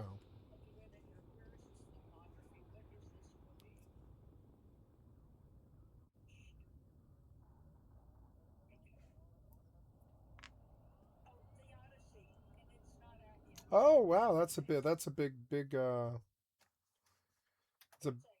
big one to take on. Yeah. Troy.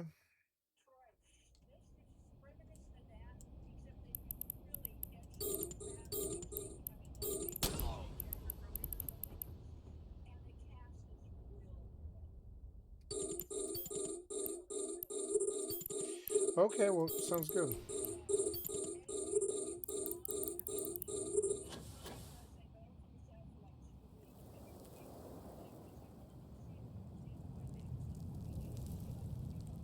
Yeah.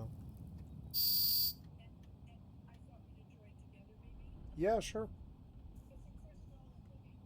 Oh, yeah, I love Chris Nolan. Yeah.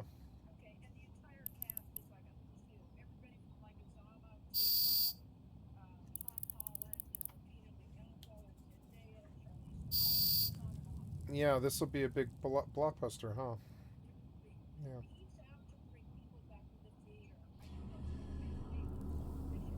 Yeah. I haven't done 3D IMAX, or is it 3D or is it just IMAX? But oh well, it doesn't matter. Yeah, that's okay. You're dead! You hear me?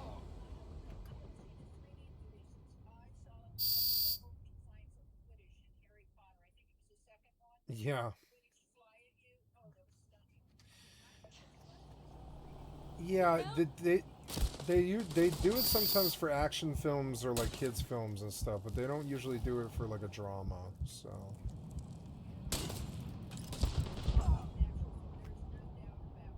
Oh.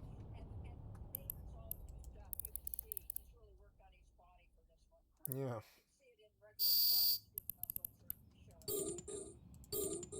Yeah.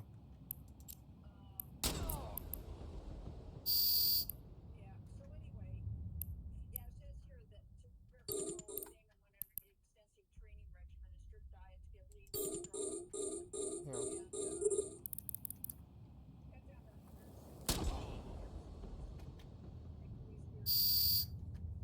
Oh.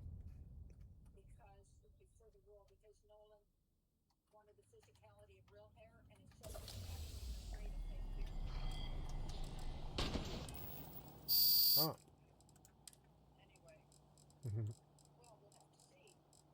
Yeah. Oh.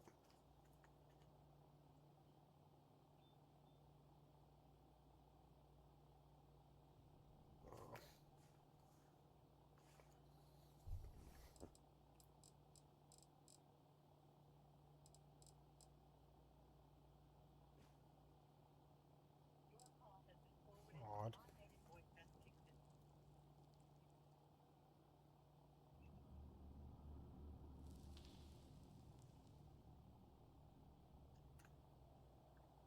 Yeah, I lost you, I think. I'm sorry.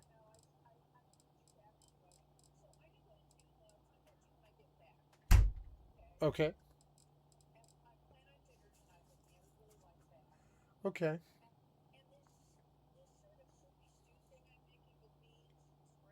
Yeah. Sweet potatoes. I've been doing a lot of sweet potato fries because they're gluten free. Yeah.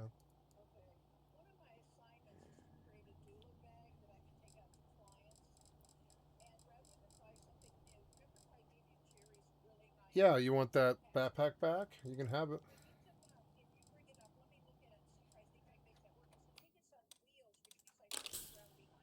Okay, sure. Yeah, I'll bring it up. Will you remind me? Because it's hard to. If it's going to be a few hours, I'll probably forget. But yes.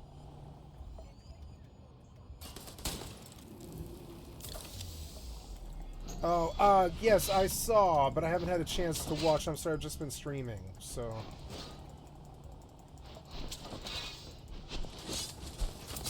Oh yeah, it's Kelly on the guitar. Yeah, yeah, yeah. That, yeah, he is like a.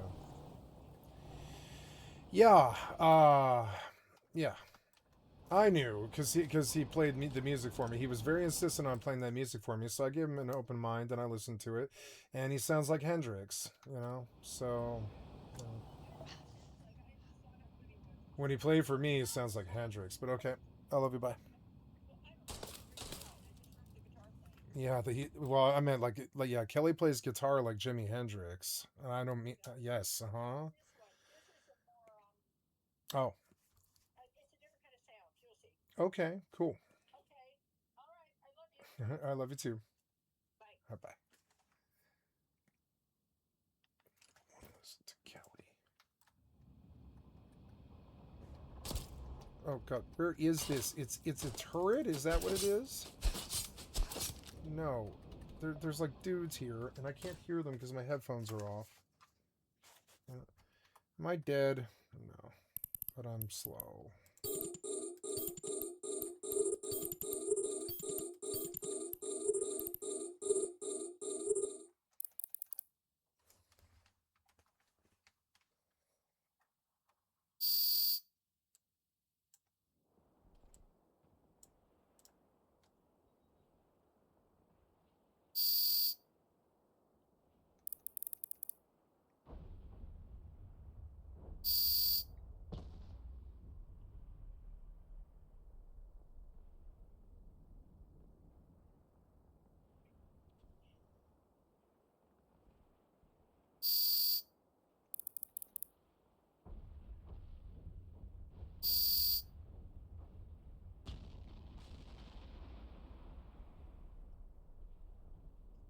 Oh.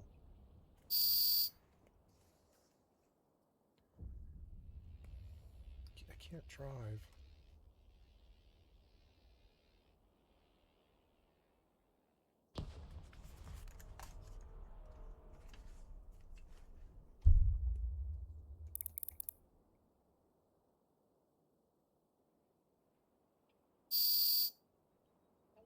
Hello.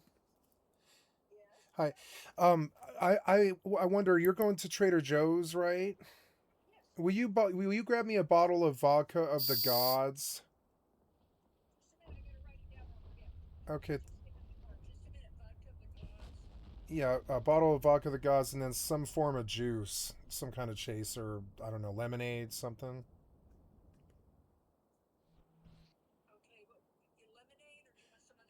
Uh, anything juice. It doesn't matter what it is, Nudsin or anything that they've got that's like cranberry or orange. Any juice doesn't matter. Cheap is what you're looking for. Cheap juice, you know. Yeah. Thank you. Sorry, you're just going. I can't drive, or I wouldn't trouble you. Sorry. Right. So thank you for doing that. Okay. Thank you. All right. Love. Bye.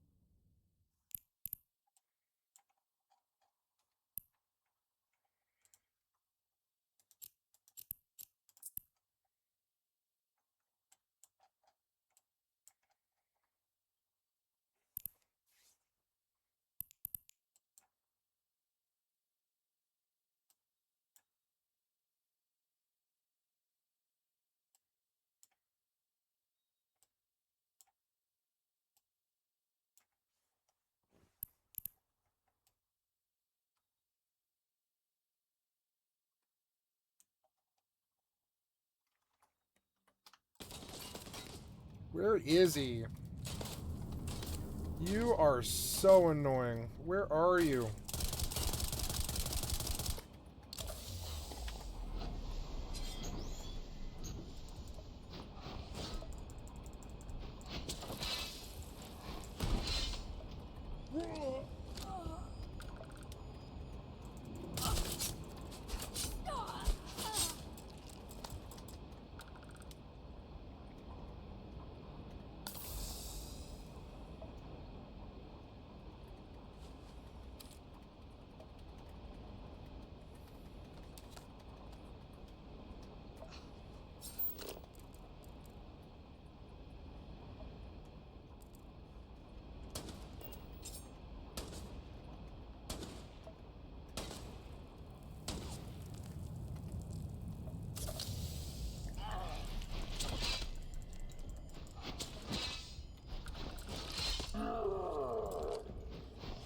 Whoa.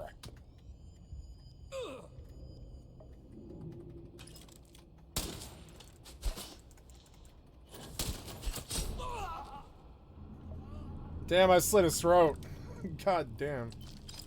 One day Bethesda will have all that Dead Island violence and it'll be fucking sweet. Maybe not. I don't know. Alright, you fucker.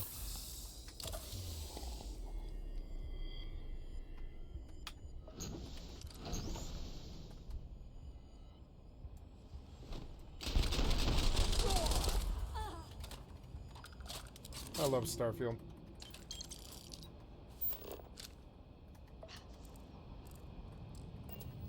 I can't believe it. You just took on some... You fought because you're more important. I know. You don't know it. I watched I saw him neck those steps. You really want to know? Last chance. But if you still... Not long after, I refused to. I'm mad. He offered me. Sure I did. If I could have done that. You think I've lost? You go. Then you can you do your job. I'm gonna make this easy. I'm gonna die the way. But first, when the next war comes, now my unit's waiting for me. And I'm gonna report for duty. Goodbye.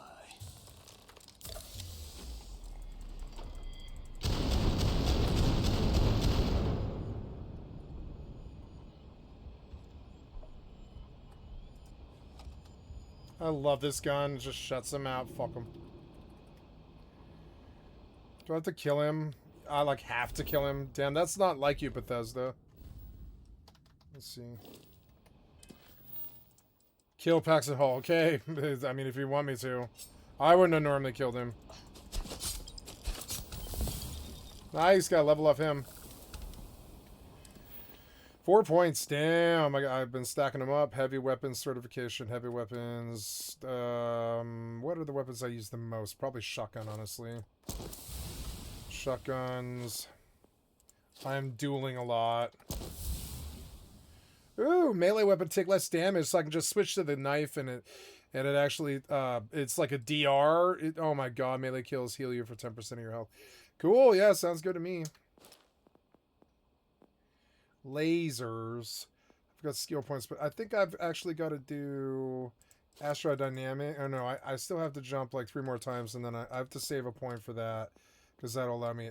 But now I want ship stuff.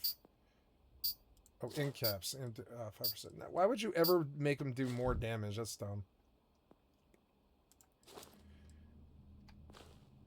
Pistol, lasers, heavy weapons. I'm looking for the ship stuff, which is... Oh, yeah. Can I do weapon engineering? No, but... Oh, I have to craft 5 weapon mods. Okay. There we go. Now I can fly a Class B ship, which is dope. That means I move and I redesign, I guess. Yeah, I buy a Class B ship. And then the last point is going into... I did jetpacks, right? Yeah, I did. And then... last point is going into this one, the astrodynamics, to get jump range further because a cop blocks you. Actually, I don't know. Security would also be another one. I don't know. I have 22 more locks to crack before I'll get that. Okay, so looking good, and we'll put one last point to astrodynamics the next time I have like 3 jumps done, which is good. I'm gonna turn on the music now since the fight's over.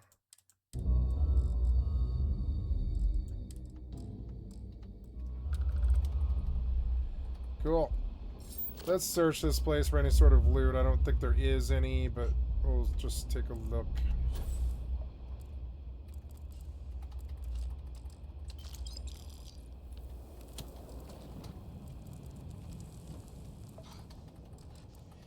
The one mod I wish I had is the auto loot from far away. I think that was actually a really good mod.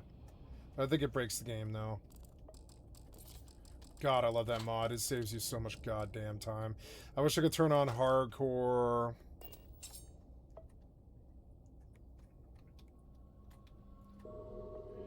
Could sleep here, but I don't think I need to. Oh, I am. I'm bleeding. Never mind. So just sleep it out. Oh, really? Fucking lame.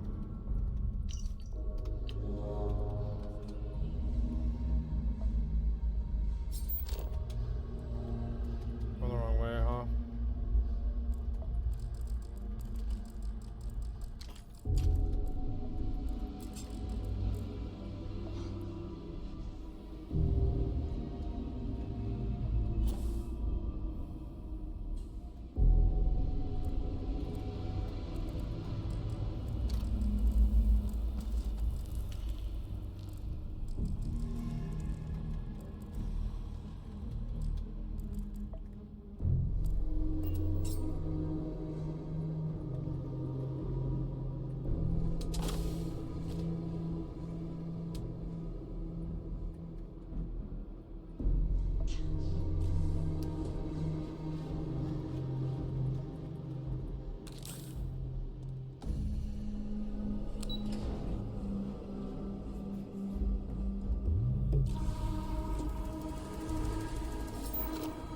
I love the arrows. Makes the game so good for me. Any game willing to do the arrows is a great game in my book. Neverwinter was a genuinely good game like that. Just leads you down this endless yellow golden path that goes through the whole MMO of Neverwinter, and I kind of want to return to Neverwinter. I like Neverwinter.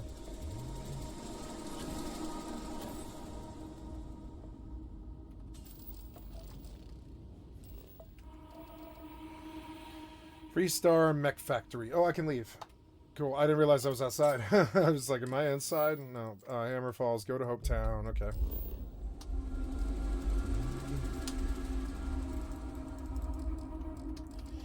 Oh no, I do have to get to the cockpit. This was a nice ship, but I want to make a B ship.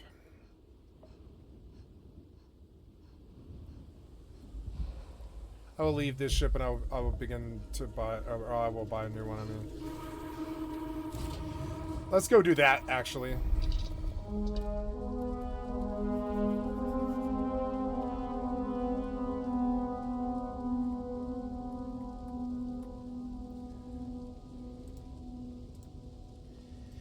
In Starfield, what is the best Class B ship that I can buy and where?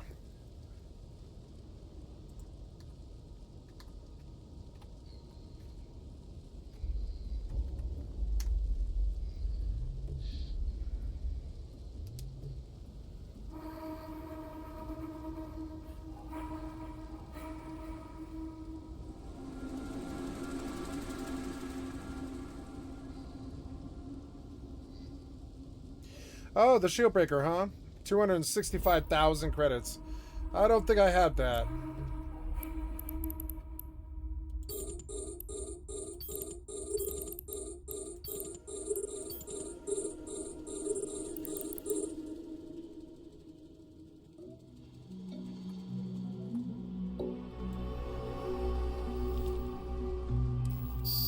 Oh, I do. I do.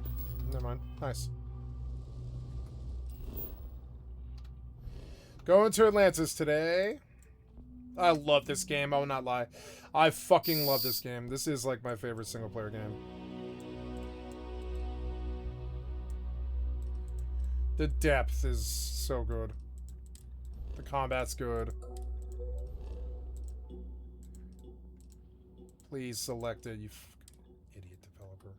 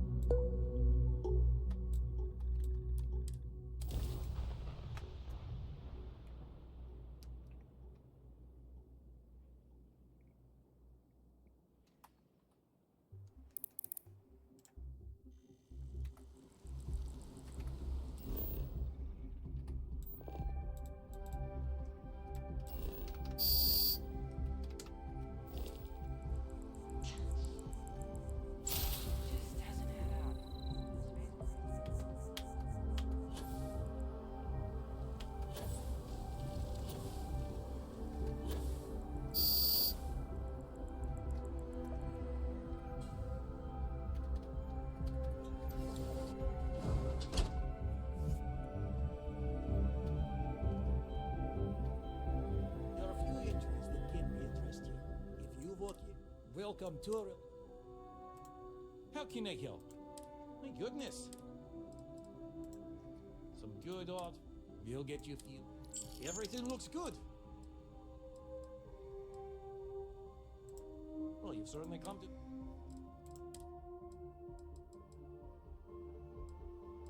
No amp.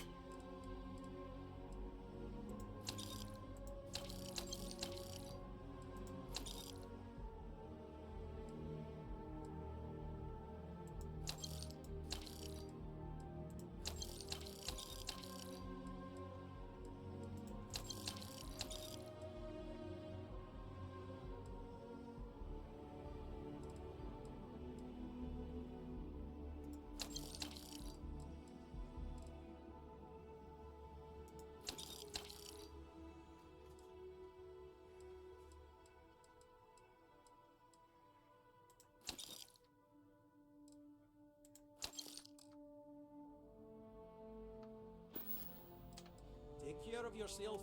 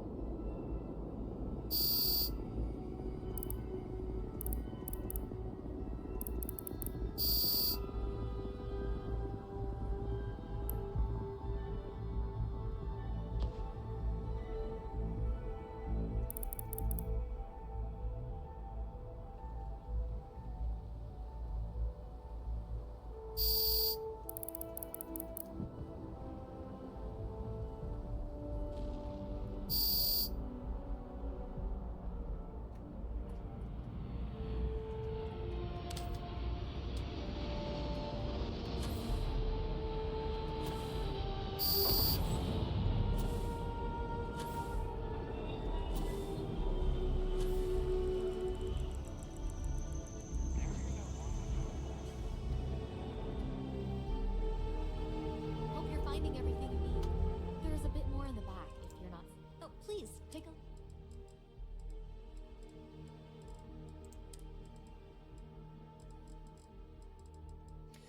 No med packs. The fuck? You're not selling meds.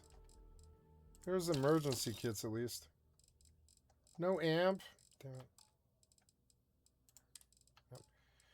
Okay, I'm here to sell misc, which I didn't really pick up that much misc, but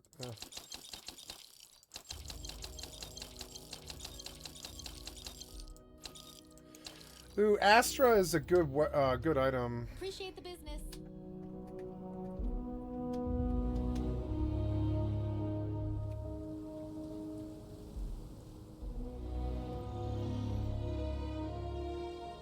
Oh, I want to sell her guns. I probably definitely have guns.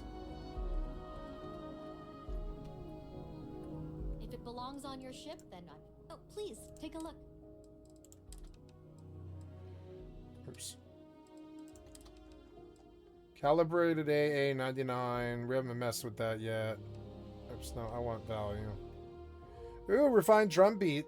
Oh wait, no, that's not the value. You're not sorting by value though. There we go. I like this modified refined pistol a lot, but it's not very good. Oh no, she's out of money, so that's okay. Thanks for coming in. Go sell it to the ship technician. Nice.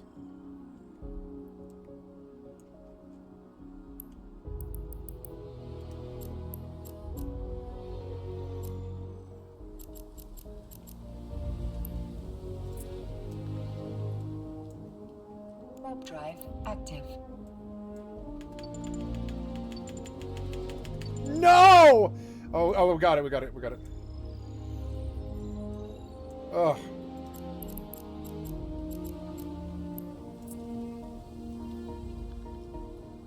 Warp drive active.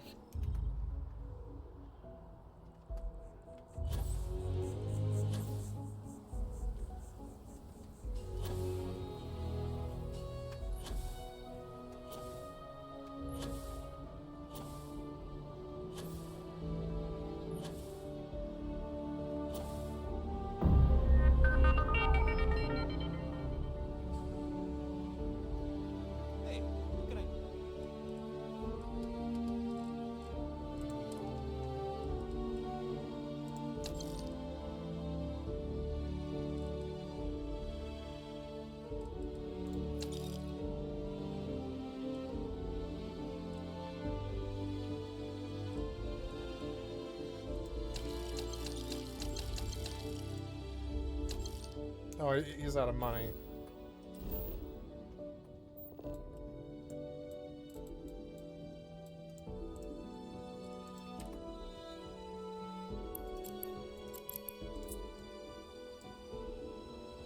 Warp drive active.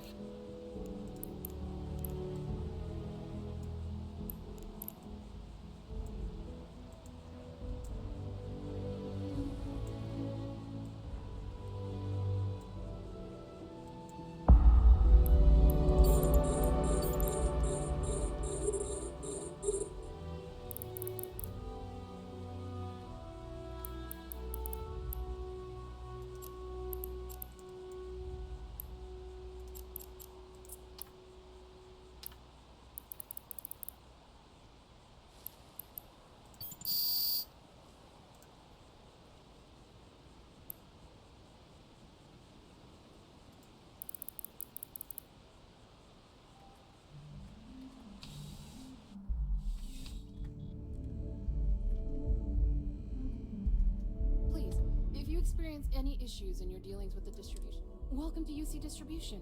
Something I can do for you?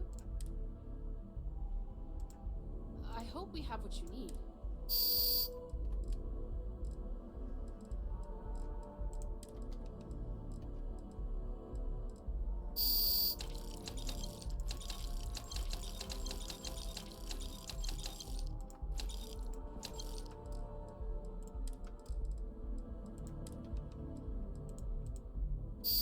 You're out of money. Damn it.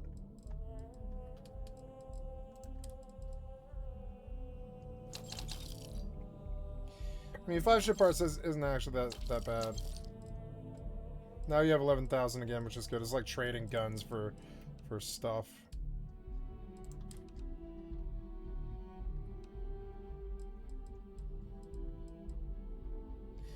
I don't know, that shotgun, it's nice, but I don't know. I don't think I'll probably use it. Okay, they're better.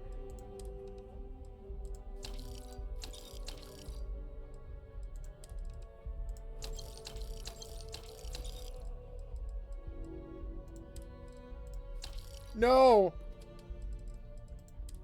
My Astra.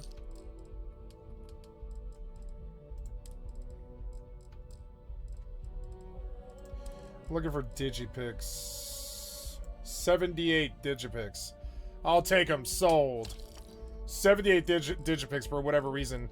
That was some kind of glitch. Nice. Maybe I sold in my Digipix. I don't know. I've been keeping books. I need to do Sam Coe's quest because it's starting to weigh me down.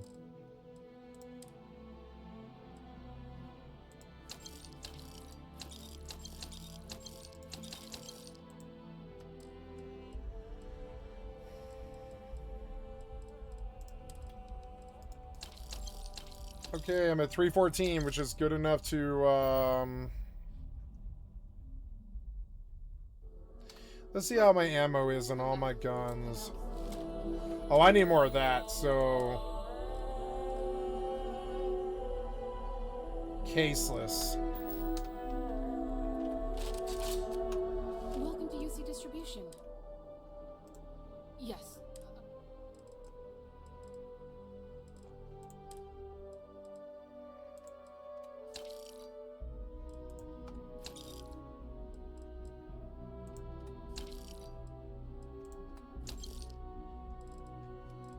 That was some money.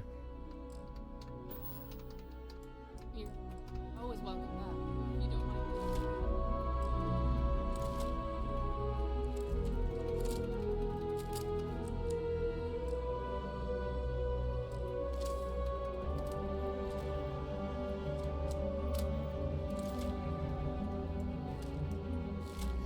I don't really have a automatic weapon.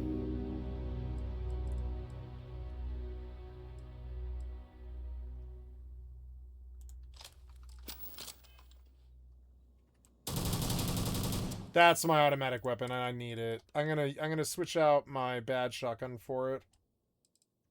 This crappy shotgun. This calibrated shotty is nice, but it's not gonna pull weight like this thing will. I should mod this thing, but I gotta get around to it. Okay, I should be able to go safely buy a Class B ship now.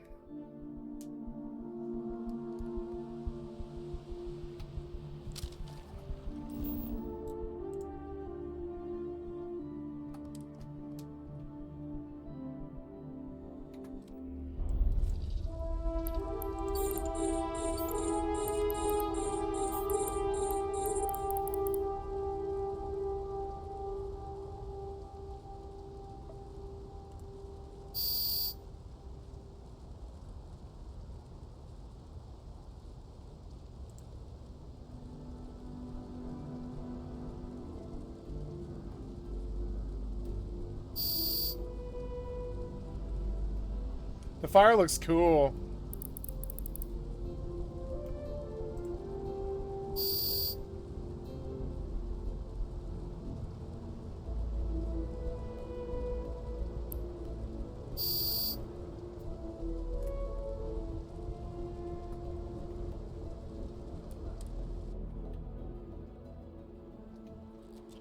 Greetings, Captain.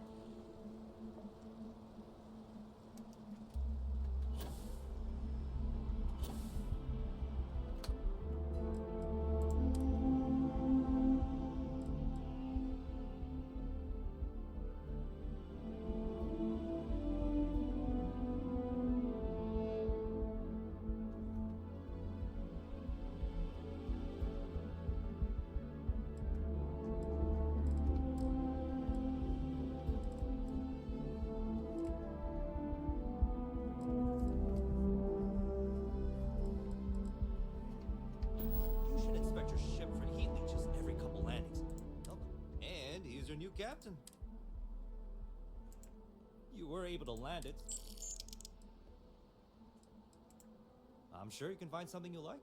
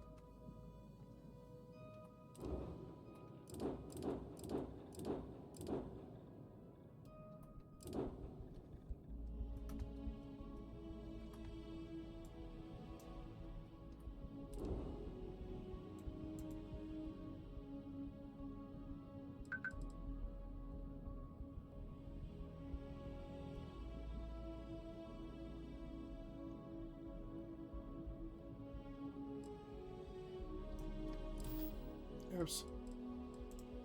I'm sure you can find something.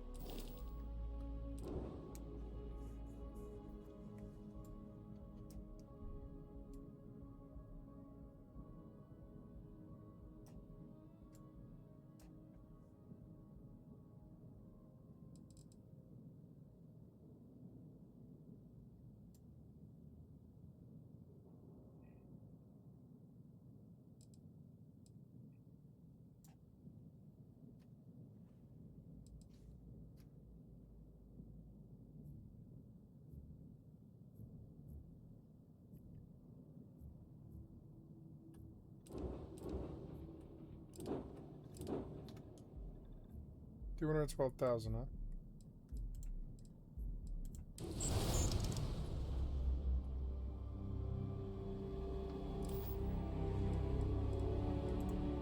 Sure, have at it. Cool, the shield breaker.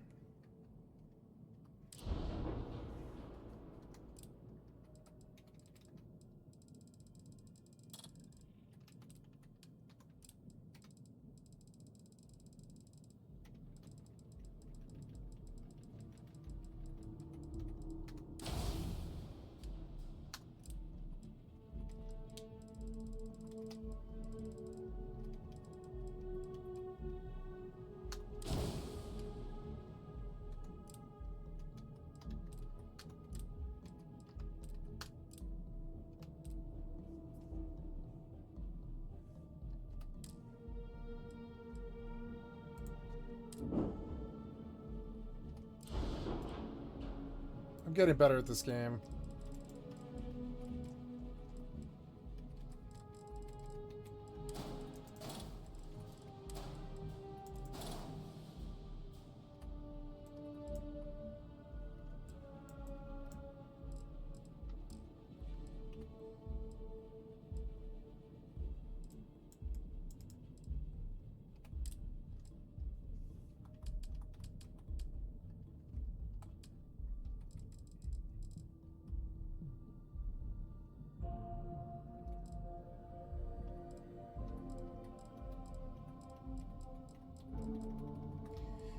Oh, I think I'm supposed to go to a different port for this because I have a better one.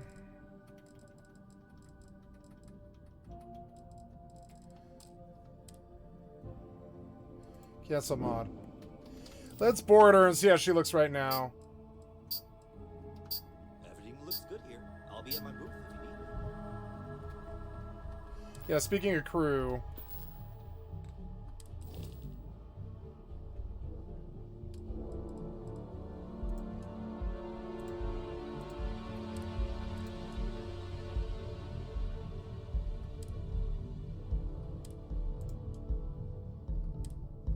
Ship command.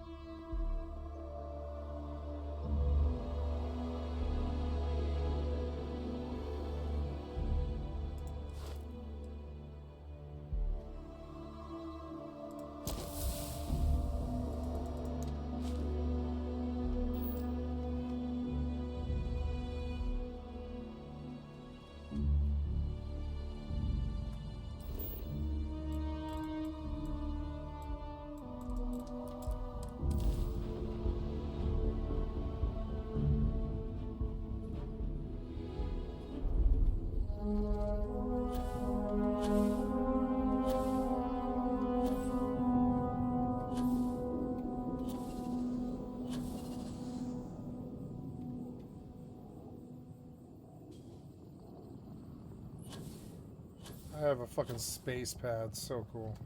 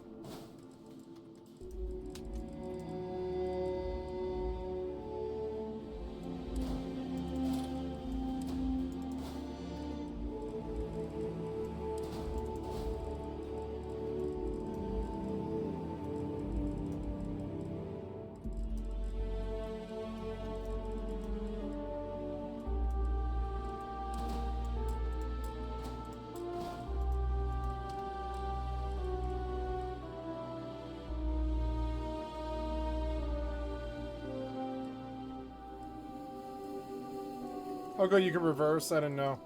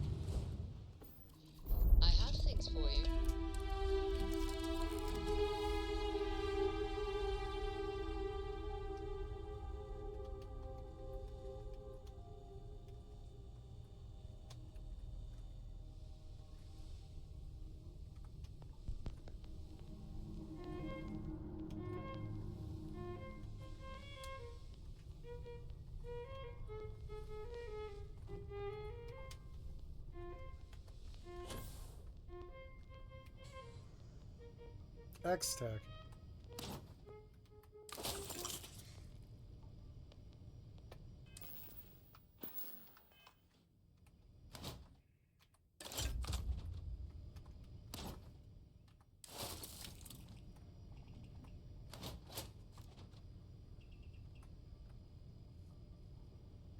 In Starfield, if I delete or destroy a military crate, do I get the materials back, or is it just destroyed?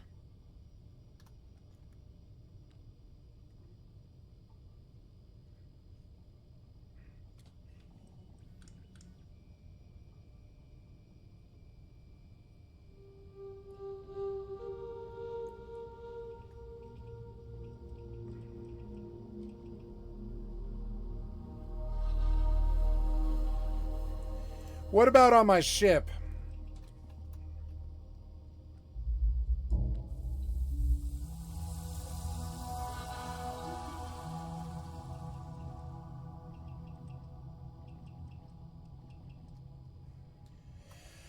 Okay, I get a full refund, huh?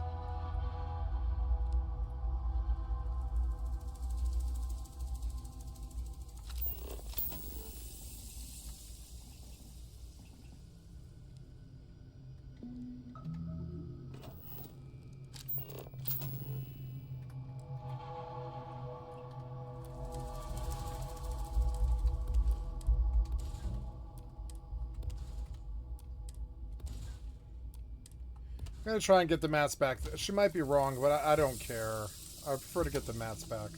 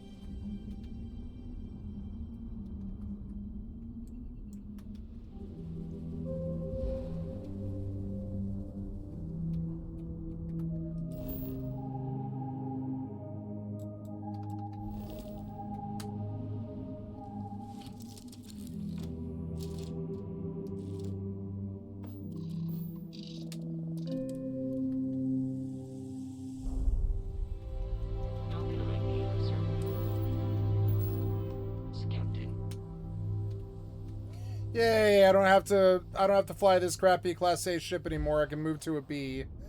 Time to go see what I bought. Because I don't think I've been in this ship before. New content. This theme is so cool.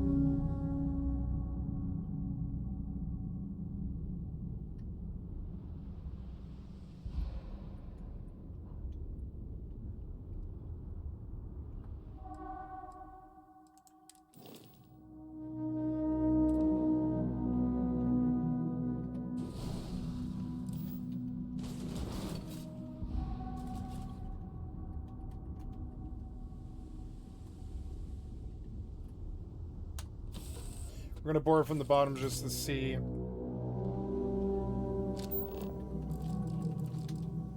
I own this. Med pack, nice.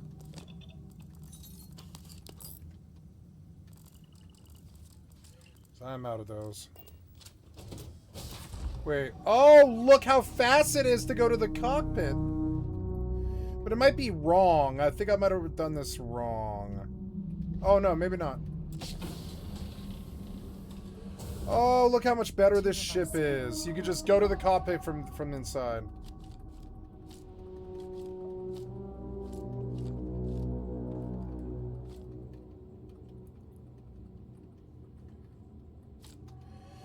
I love moving into a new ship. It's a cool feeling. Somebody left a sandwich there. Abandoned sandwich.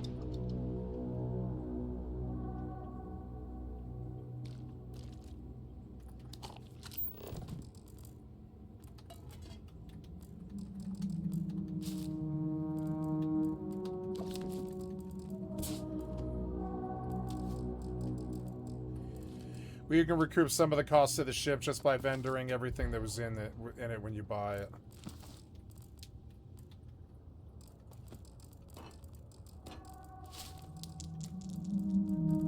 Yes, you need me.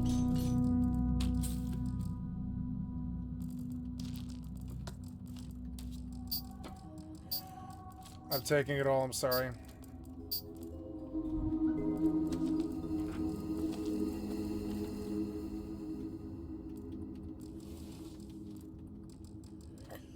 I need guns and ammo and meds more than you need, like, whatever. Okay, so this is the B ship. It's not that big.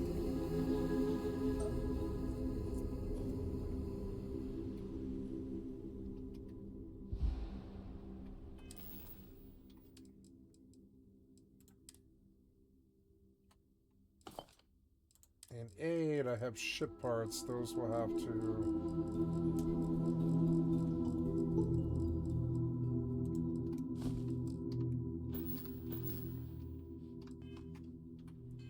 Put down 553 out of 911. Some of it is... Oh no, some of it's MISC. I have MISC? I guess I have MISC, yeah. So... Okay, I'm gonna roam through the ship one last time.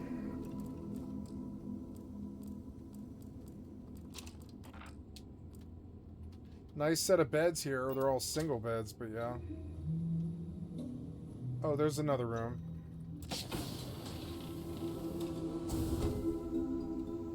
Oh, look, it's Koroko. No, this ship isn't so bad. Just needs a little love. I'll say. You ever heard of the man? I don't think that's true. I bet you'd make... No way. You Okay, bye.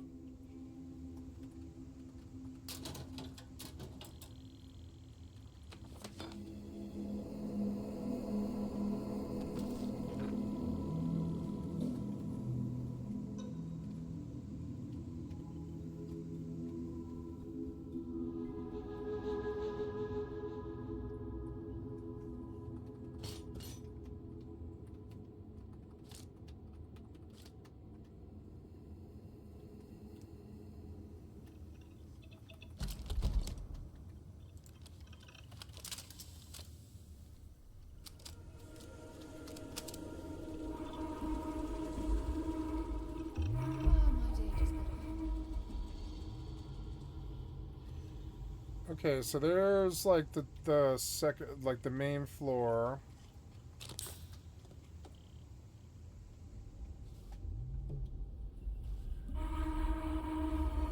That doesn't go anywhere, huh? I don't think I needed to. Ooh, credits.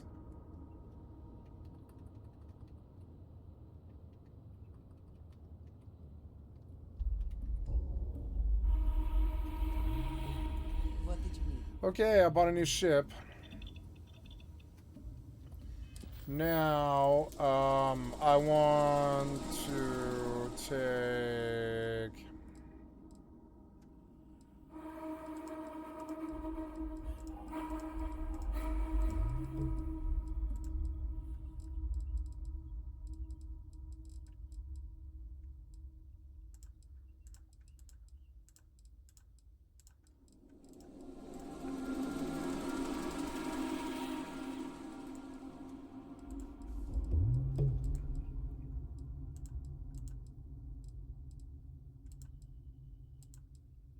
Ah, here we go. I gotta do that one.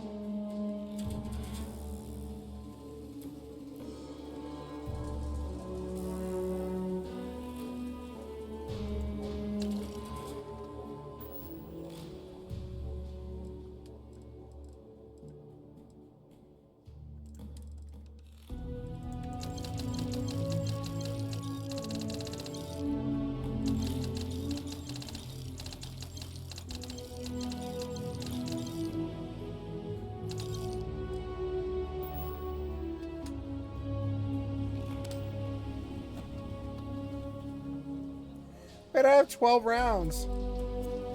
Oh, 12G caseless. Wait, where'd my ammo go? 12G caseless.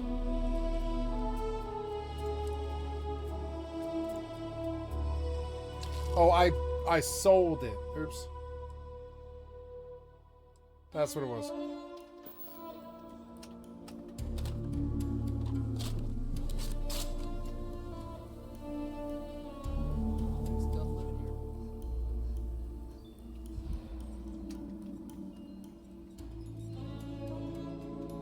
All kinds in here. Rain, everyone needs supplies. Here.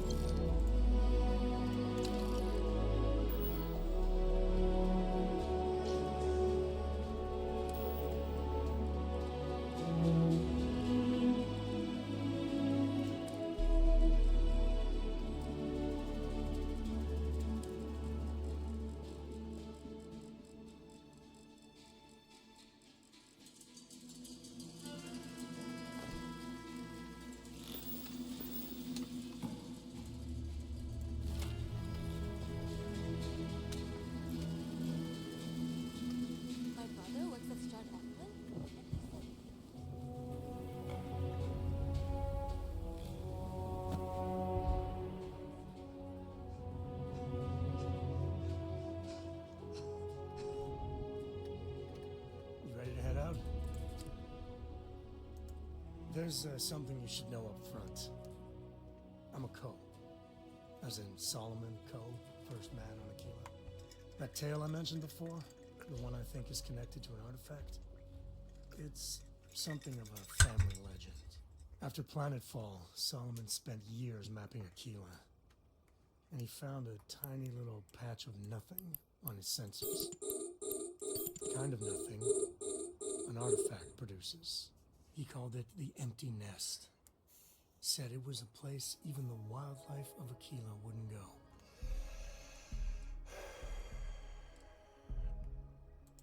Yeah, sorry. A lot of people, once they find out I'm part of Solomon's maps.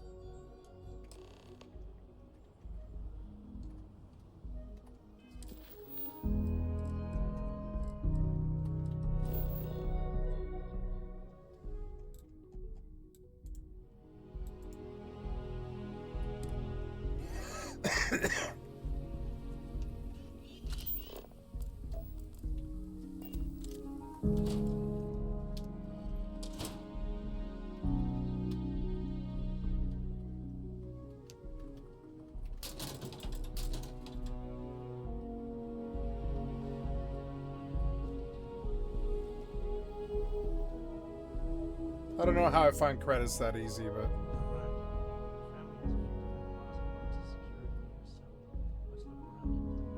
Here's a copy of the key.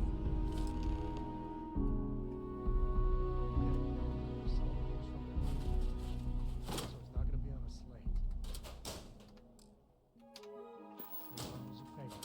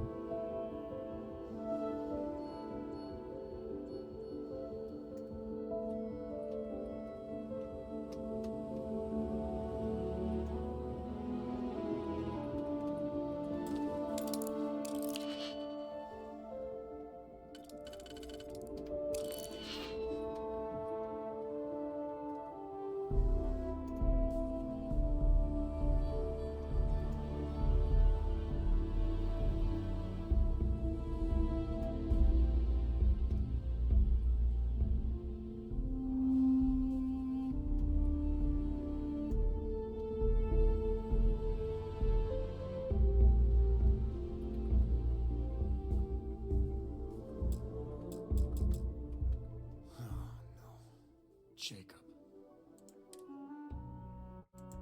There we do. We really gotta do this. And why do you have to be so... Had to pull that one out, did you? Yeah, well, I don't... Look, I'm done talking.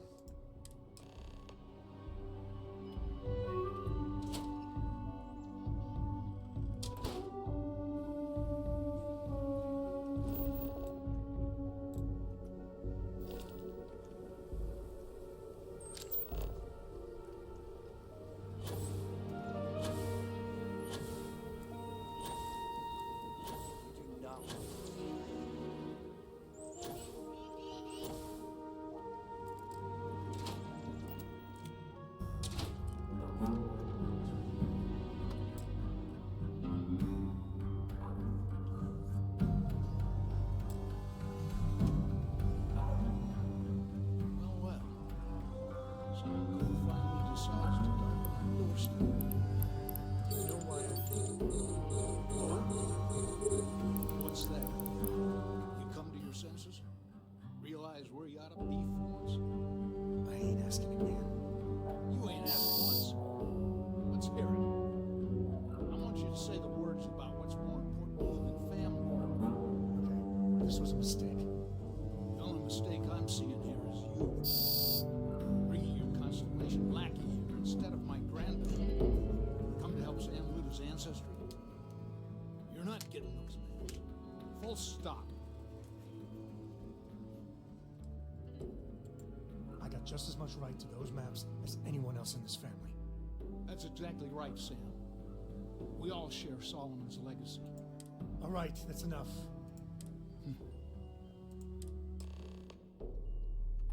Give me a sec.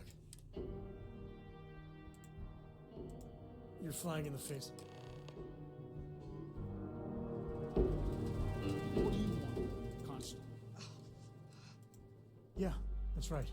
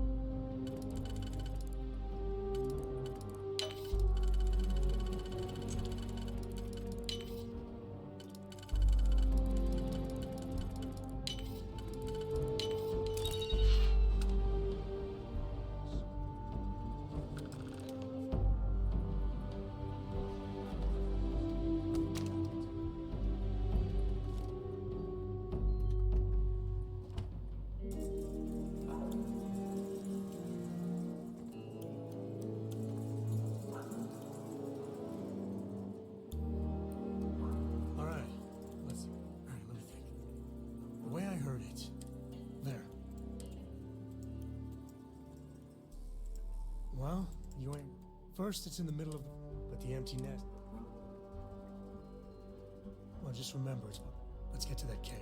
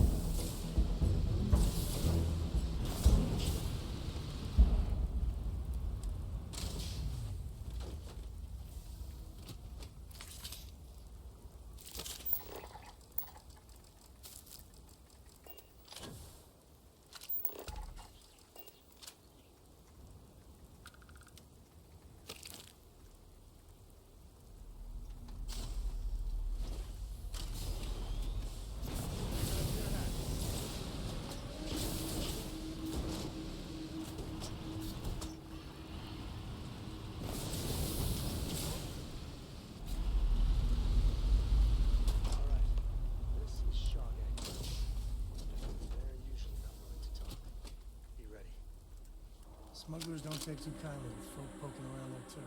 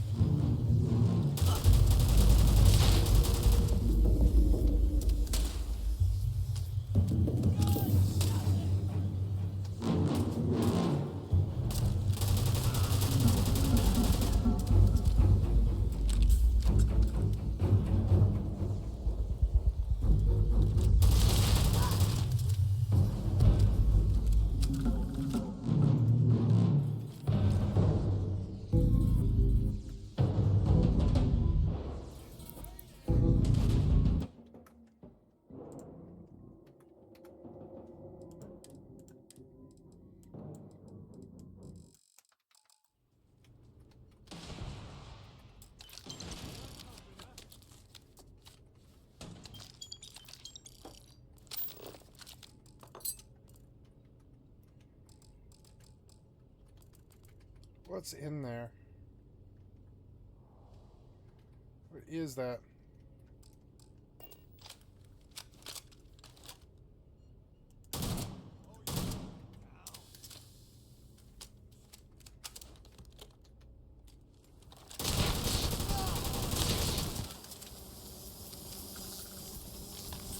Damn, you got fucked up, motherfucker.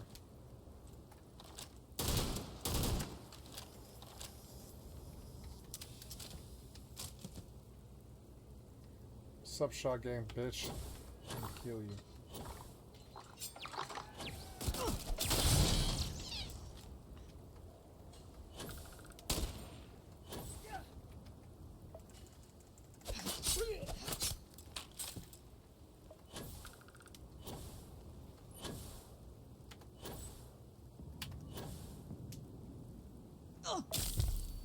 Oh, I got a spring.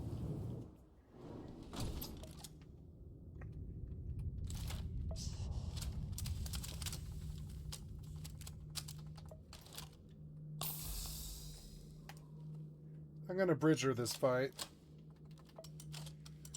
I don't need to fire a lot of bridger.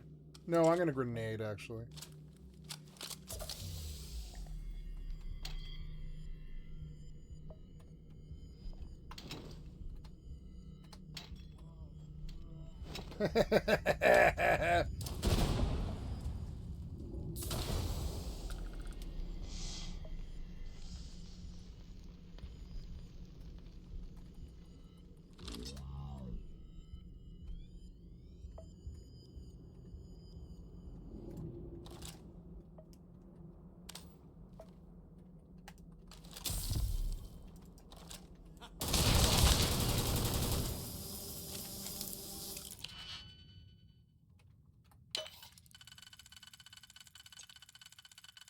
How was that right? Oh, no.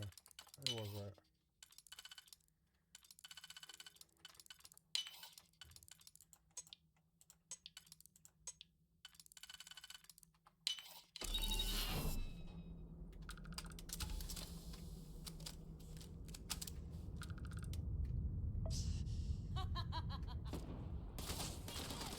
What was that?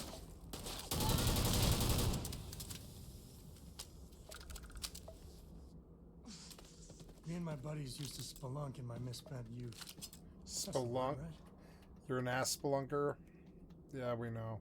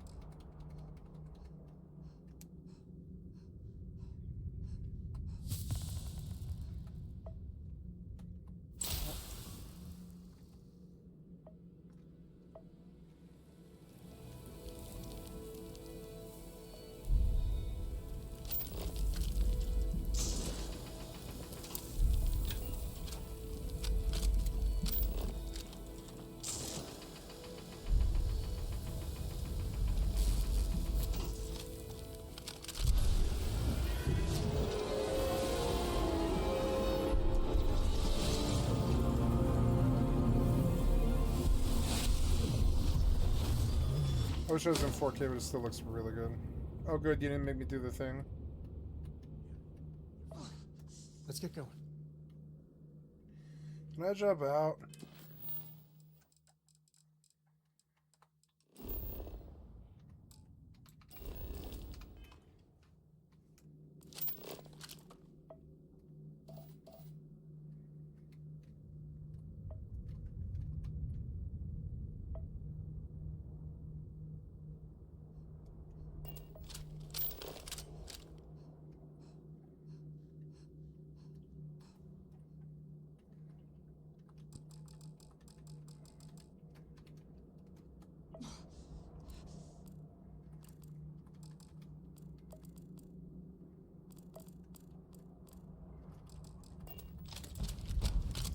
Ashta Tamer, I wonder what that is.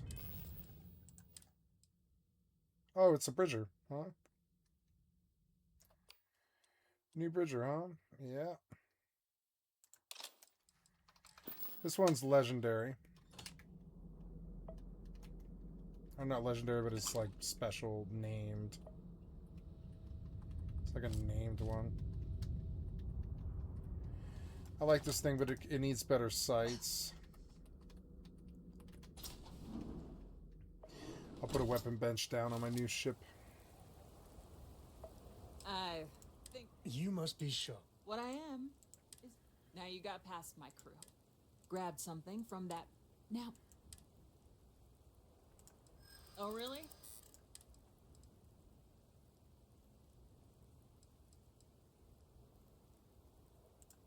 I prefer my enemy.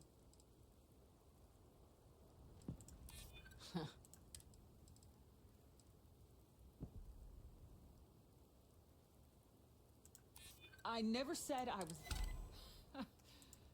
I see you again. You. This is your fault. You better lend us a hand. Oh, yes.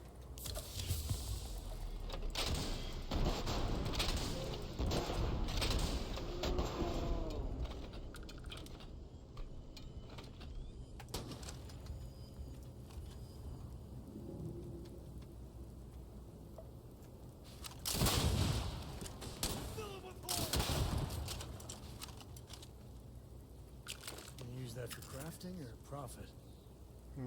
Both. What are you still doing here? Out!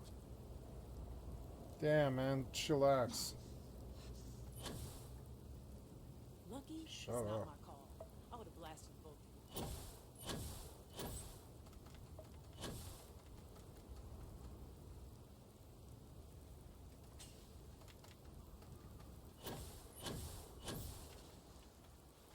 Don't know why I have two objectives, but okay.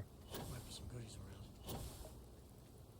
You're lucky the boss guess I owe you something for dealing with the Ashta.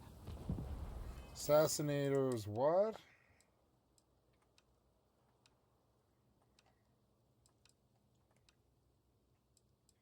Oh, it's a Razorback. I don't care about that. Take it and get lost.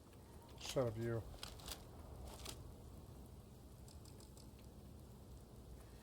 Oh, 5 and 6 should be different.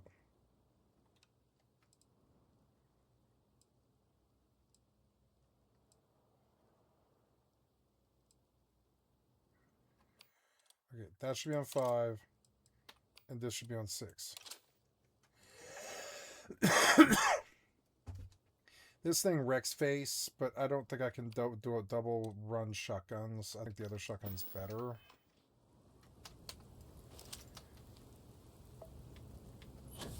What are you still doing? Shut up, you.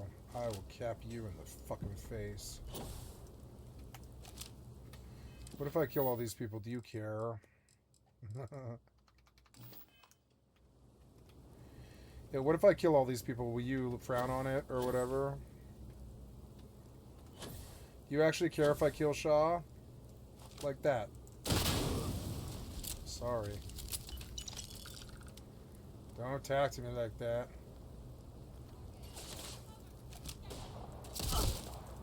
Yeah, I think you do care. We'll leave it peaceful as it is right now. I wouldn't normally do that.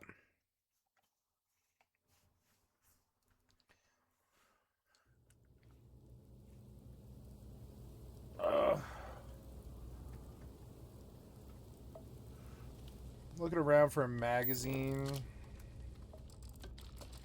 And any incidental stuff. Come on, magazine. I'm doing this so I can sell books to the little girl for XP because it is good XP over time. And I like gathering books. It's a fun hobby.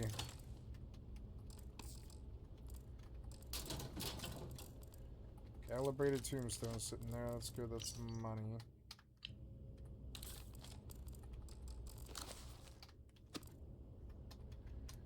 Alright, so I think I'll sleep for an hour just to pass the time and get my health back. I hope you got better sleep. Did we finish this one? Yeah, we did.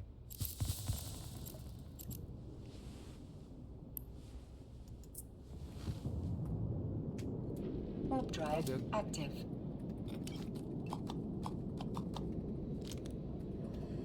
I am looking for...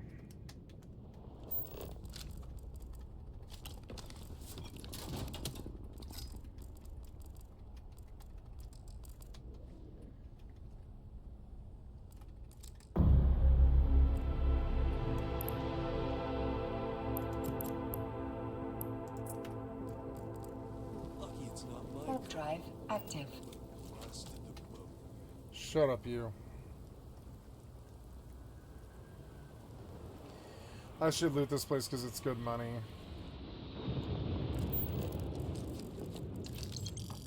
I think you can probably buy X-Tech somewhere, but I just don't know where. And some money's really good. I wonder what flavor of smuggling. This game is so much smoother than 76. It doesn't bother me like 76 does.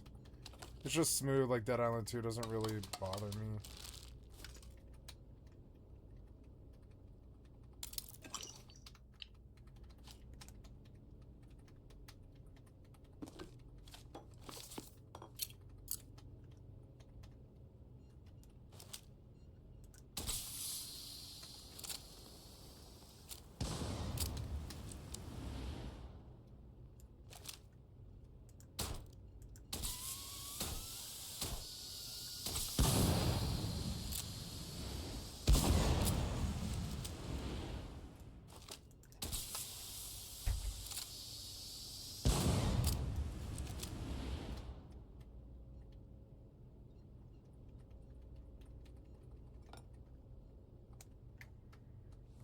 I love all the explosions in this game. There's tons of explosions. Oh, that looks painful. It was. What's this? Oh, no.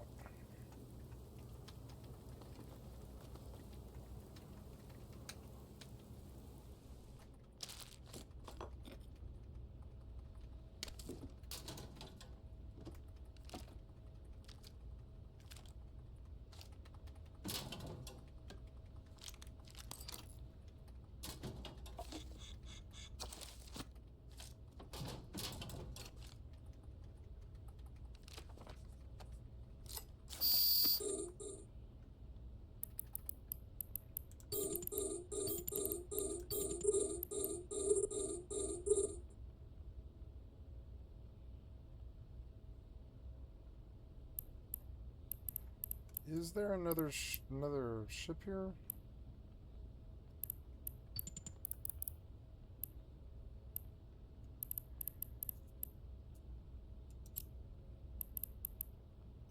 Oh no, these are like my old drones? I guess so. I don't know if I'm going to be able to carry all these.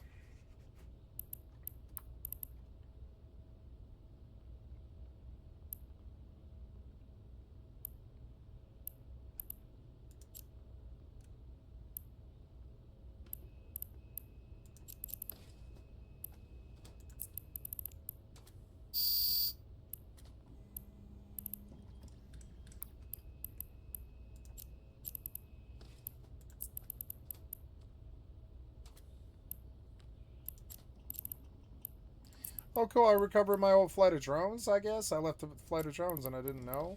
I don't know.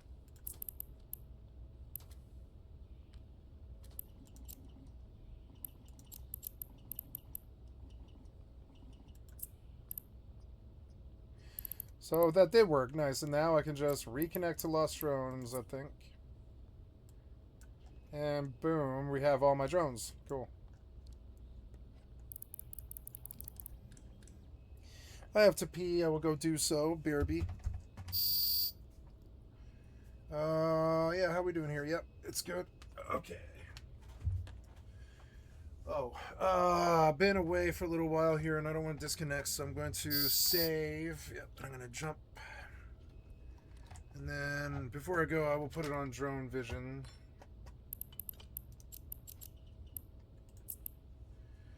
Yep. And this will it'll keep it like kind of fluid. Oh, and I need to be orbiting. Okay, cool. Free drones. BRB.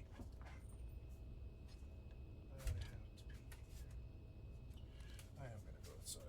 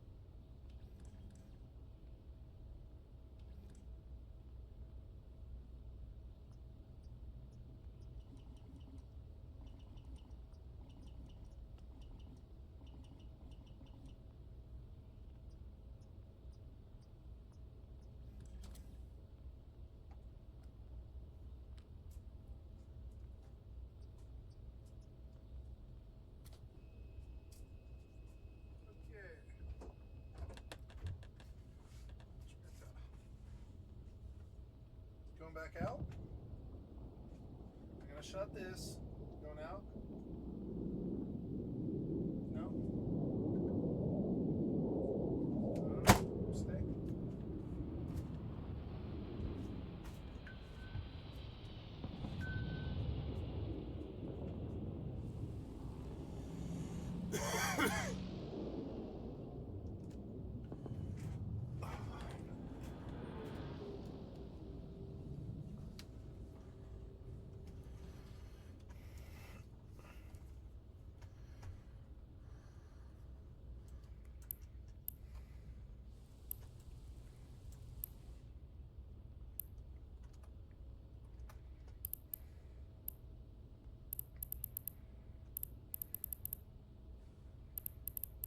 I didn't die here, I just left drones here, I guess.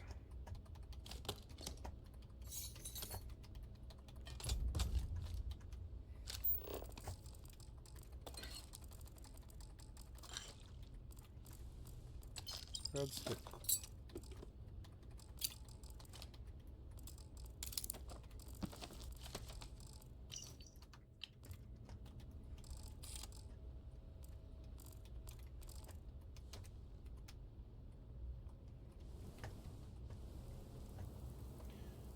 Need to know if there's a magazine. Smugglers would be wise not to tangle with us.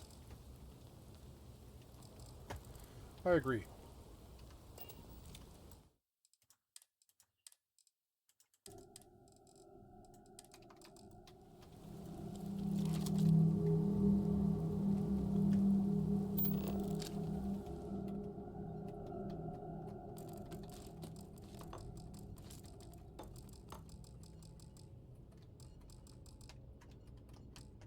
There's ammo sitting on the window outside. Interesting touch.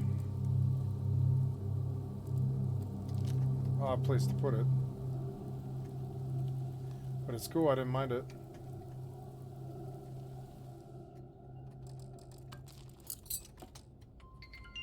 Oh, the phone is ringing. Hello?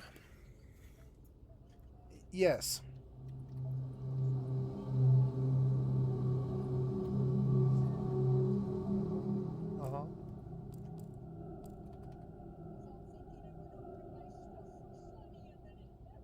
Oh, you shouldn't drive and cry. Maybe, where are you right now? Okay, be careful, please. No, it's okay.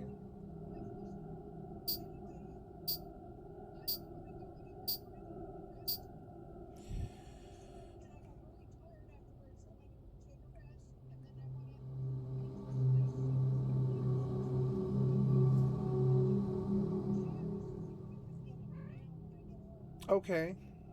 Is the juice refrigerated? Oh, it is. Okay, yeah. I'll come get it. Okay. I'm so sorry.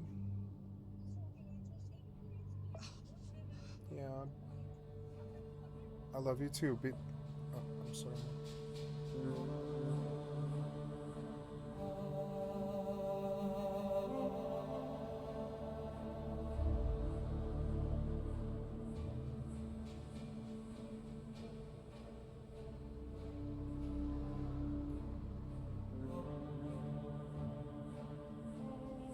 Hi, kitty. Jesus Christ.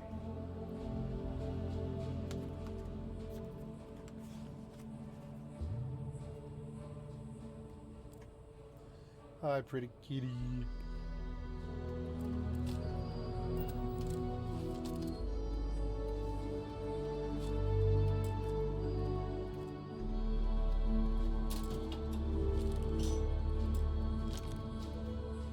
Beautiful kitty.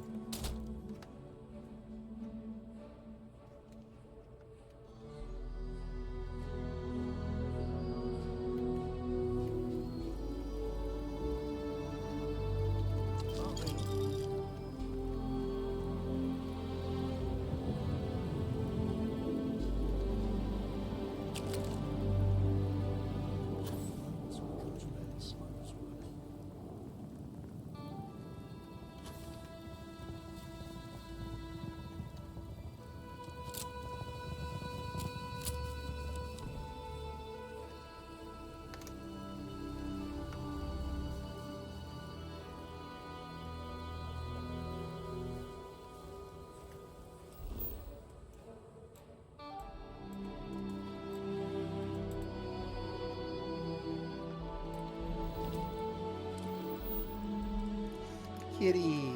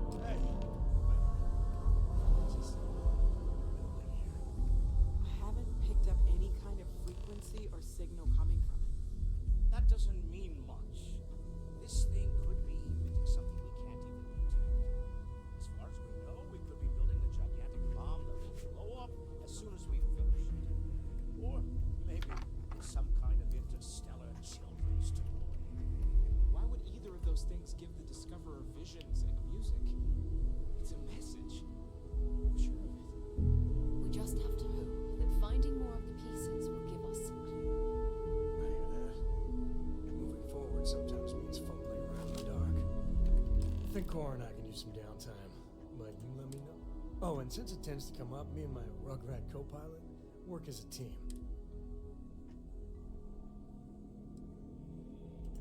Likewise.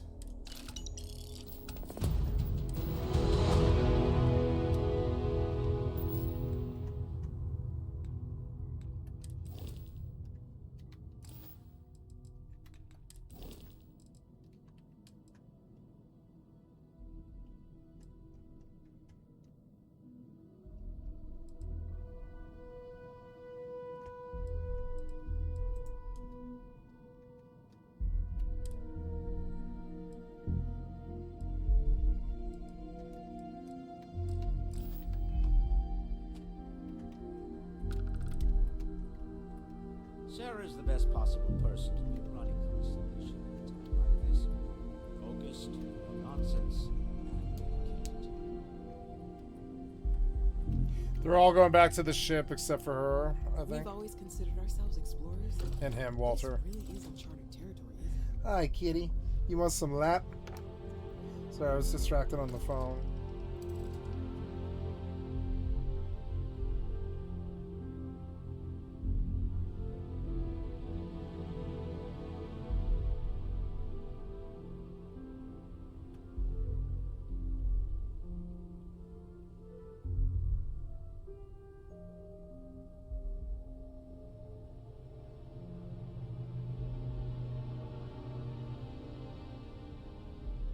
Sissy.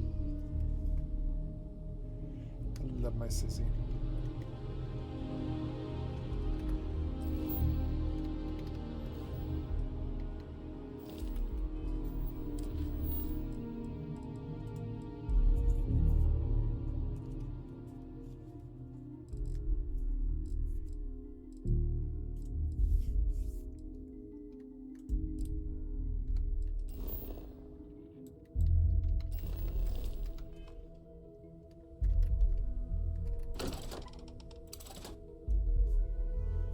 Pretty witty kitty.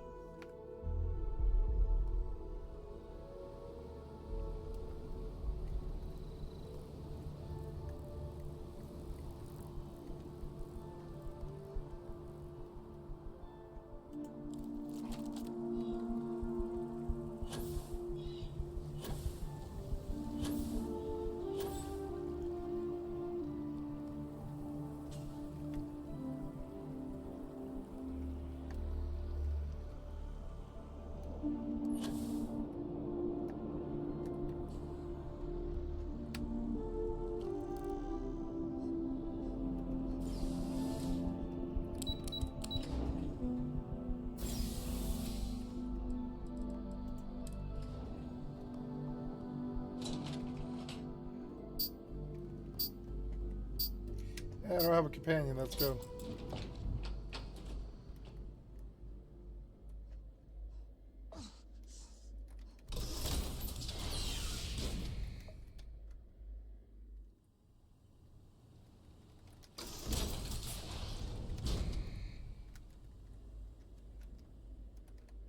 Well, when I heard, did you find good news then?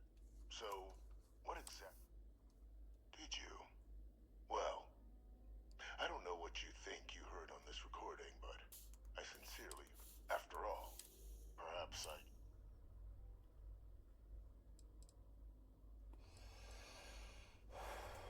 Of course. So I'd...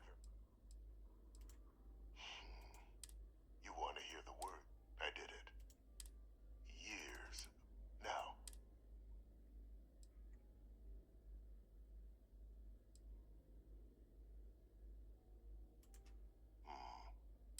The attacks. When I discovered the... But we were at war. So I... concealing them. It's easy to judge. In that moment. But then, as the war ended, and what did I get in return? No. I become a... And cement the dear... What There are no heroes. And we... It's why... And look at... Isn't that with only the You're being honored only because I arranged the situations where it could happen. let's not forget the importance of our actual endgame. Eliminating the terramorphs. Securing knowledge of the Lazarus plant. What we've set in motion is going to protect thousands, maybe millions of lives. I'm simply requesting one more life be protected. Mine. I've already sent along the evidence of Orlez's role in the attacks to the cabinet, leaving out my own involvement. All I ask is that you confirm as much to the cabinet. Tell them that it was Orlez and Orlez alone. After all, I do still have a long list of threats to the UC. This needn't be the end of our good works together.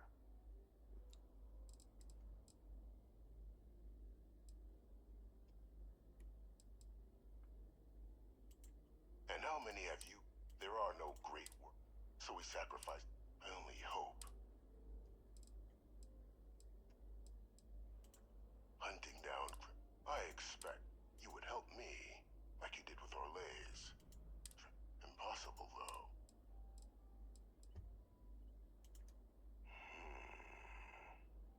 Well, I do hope.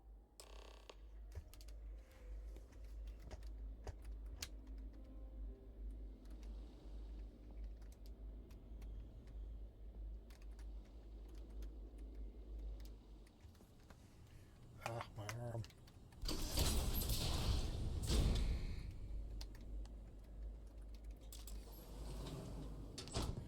Wait, this is a bathroom? Damn it.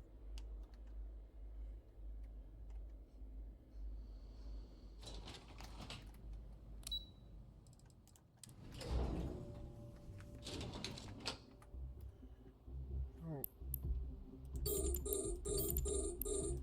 And they sent a lot of mobs in this one.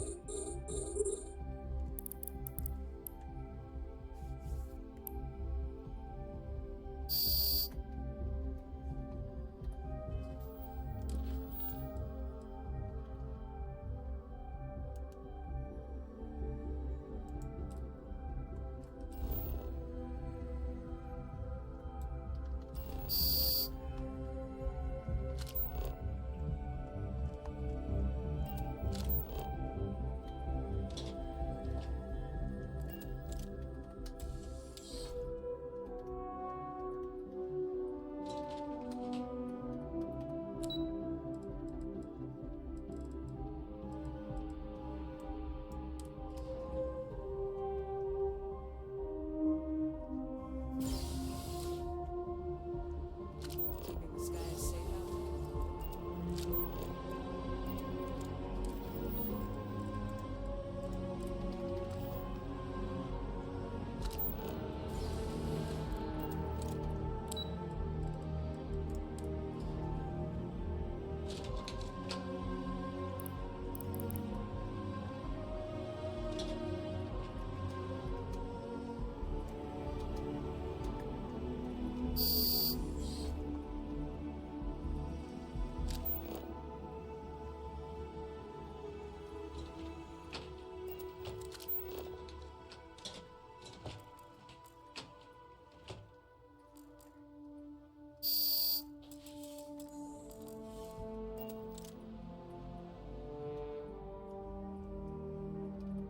Perfect timing.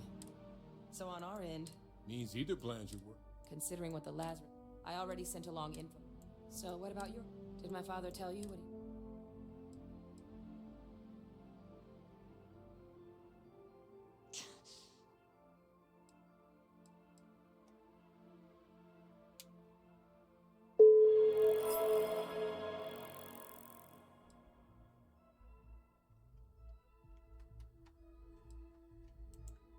Orlez? Reginald Orlez? That's some impressive work. So then give us.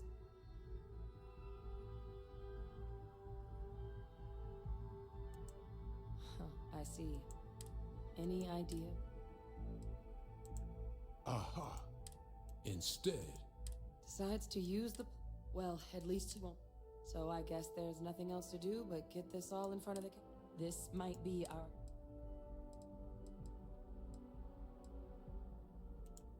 Microbe is gonna make the cleanup a whole lot. The cabinet can secure the Lazarus plant.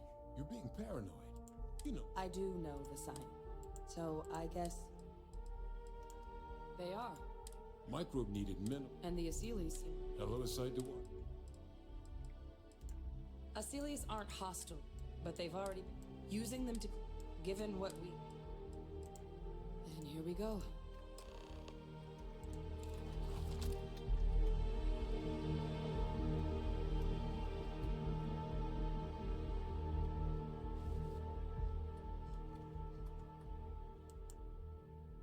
Captured.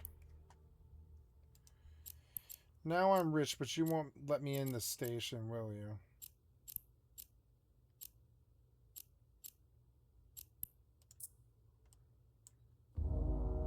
Warp drive active.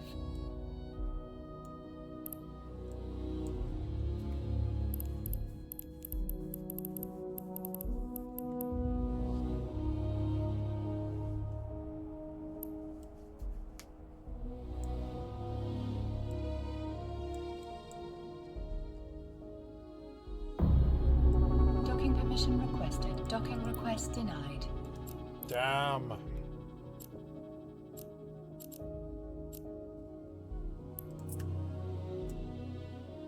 Warp drive active.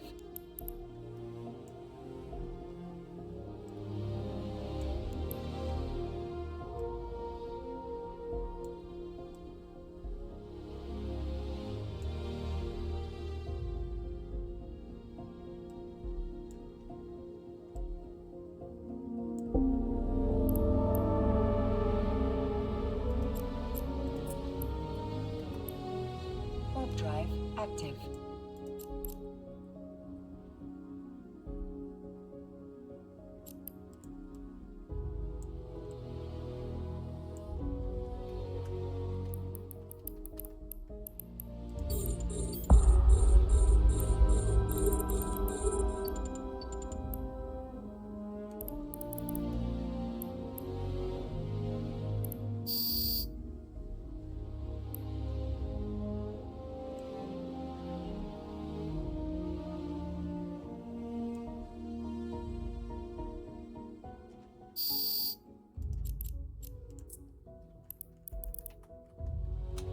Welcome back, all of you.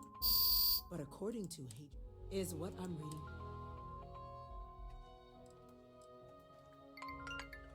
Hello? Okay, I'll be right there. Okay, guys, gotta step away here. My mom bought me a bottle of vodka, and I gotta go get it. My God. An attack using terror morphs. You will all receive. So then, is what the second report claims correct? Did Reginald Orlays commit these attacks, Captain?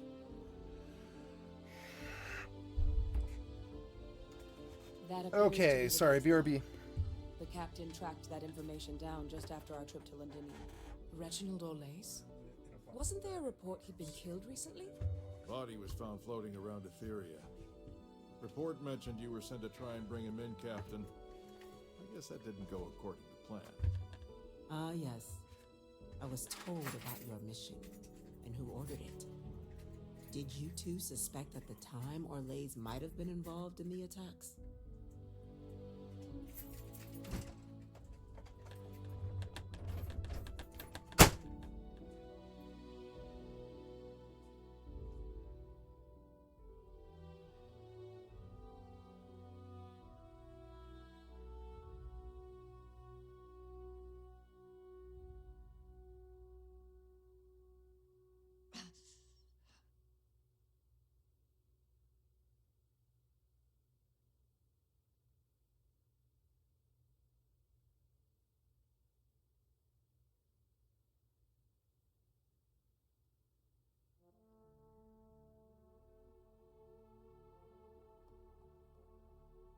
I do not appreciate information being withheld.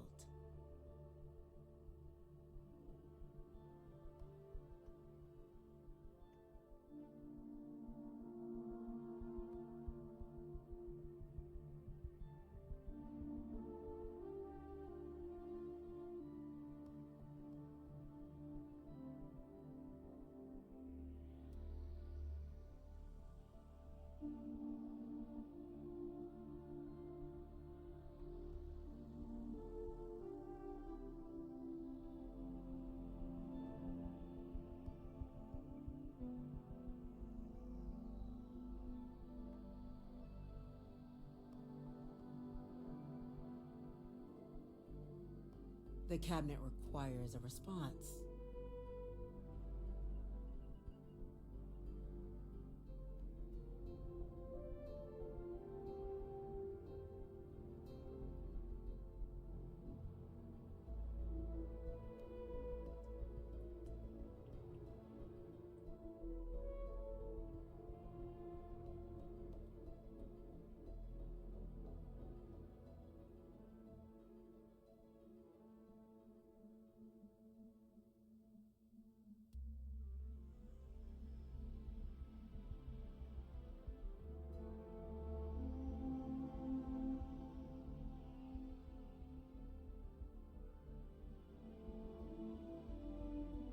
Silence gets us nowhere closer to our answers.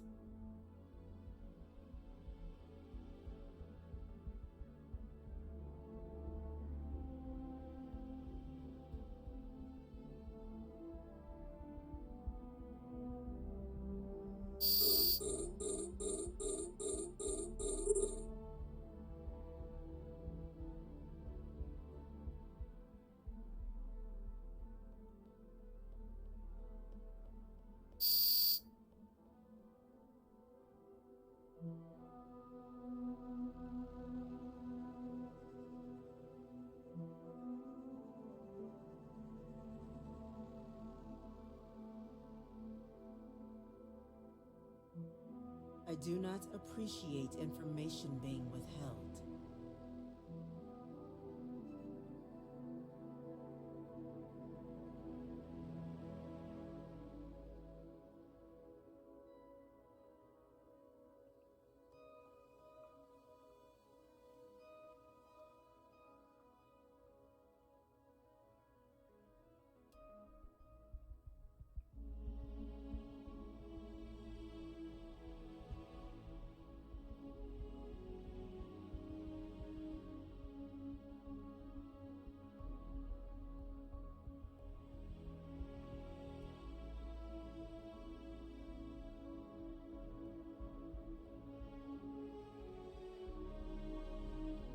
Silence gets us nowhere closer to our answers.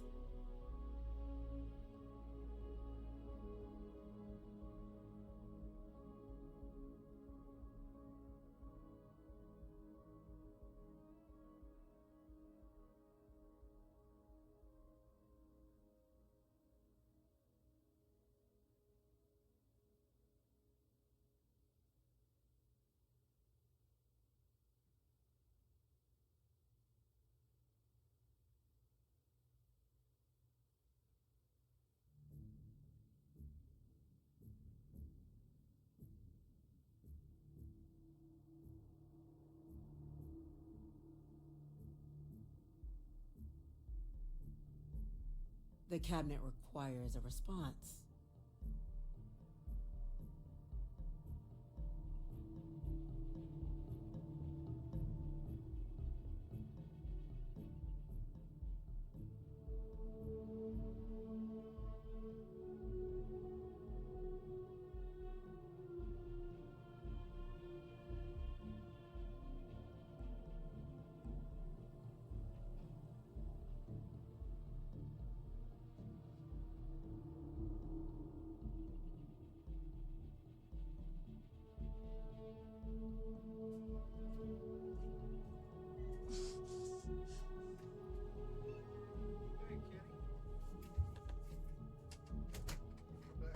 Silence gets us nowhere closer to our answers.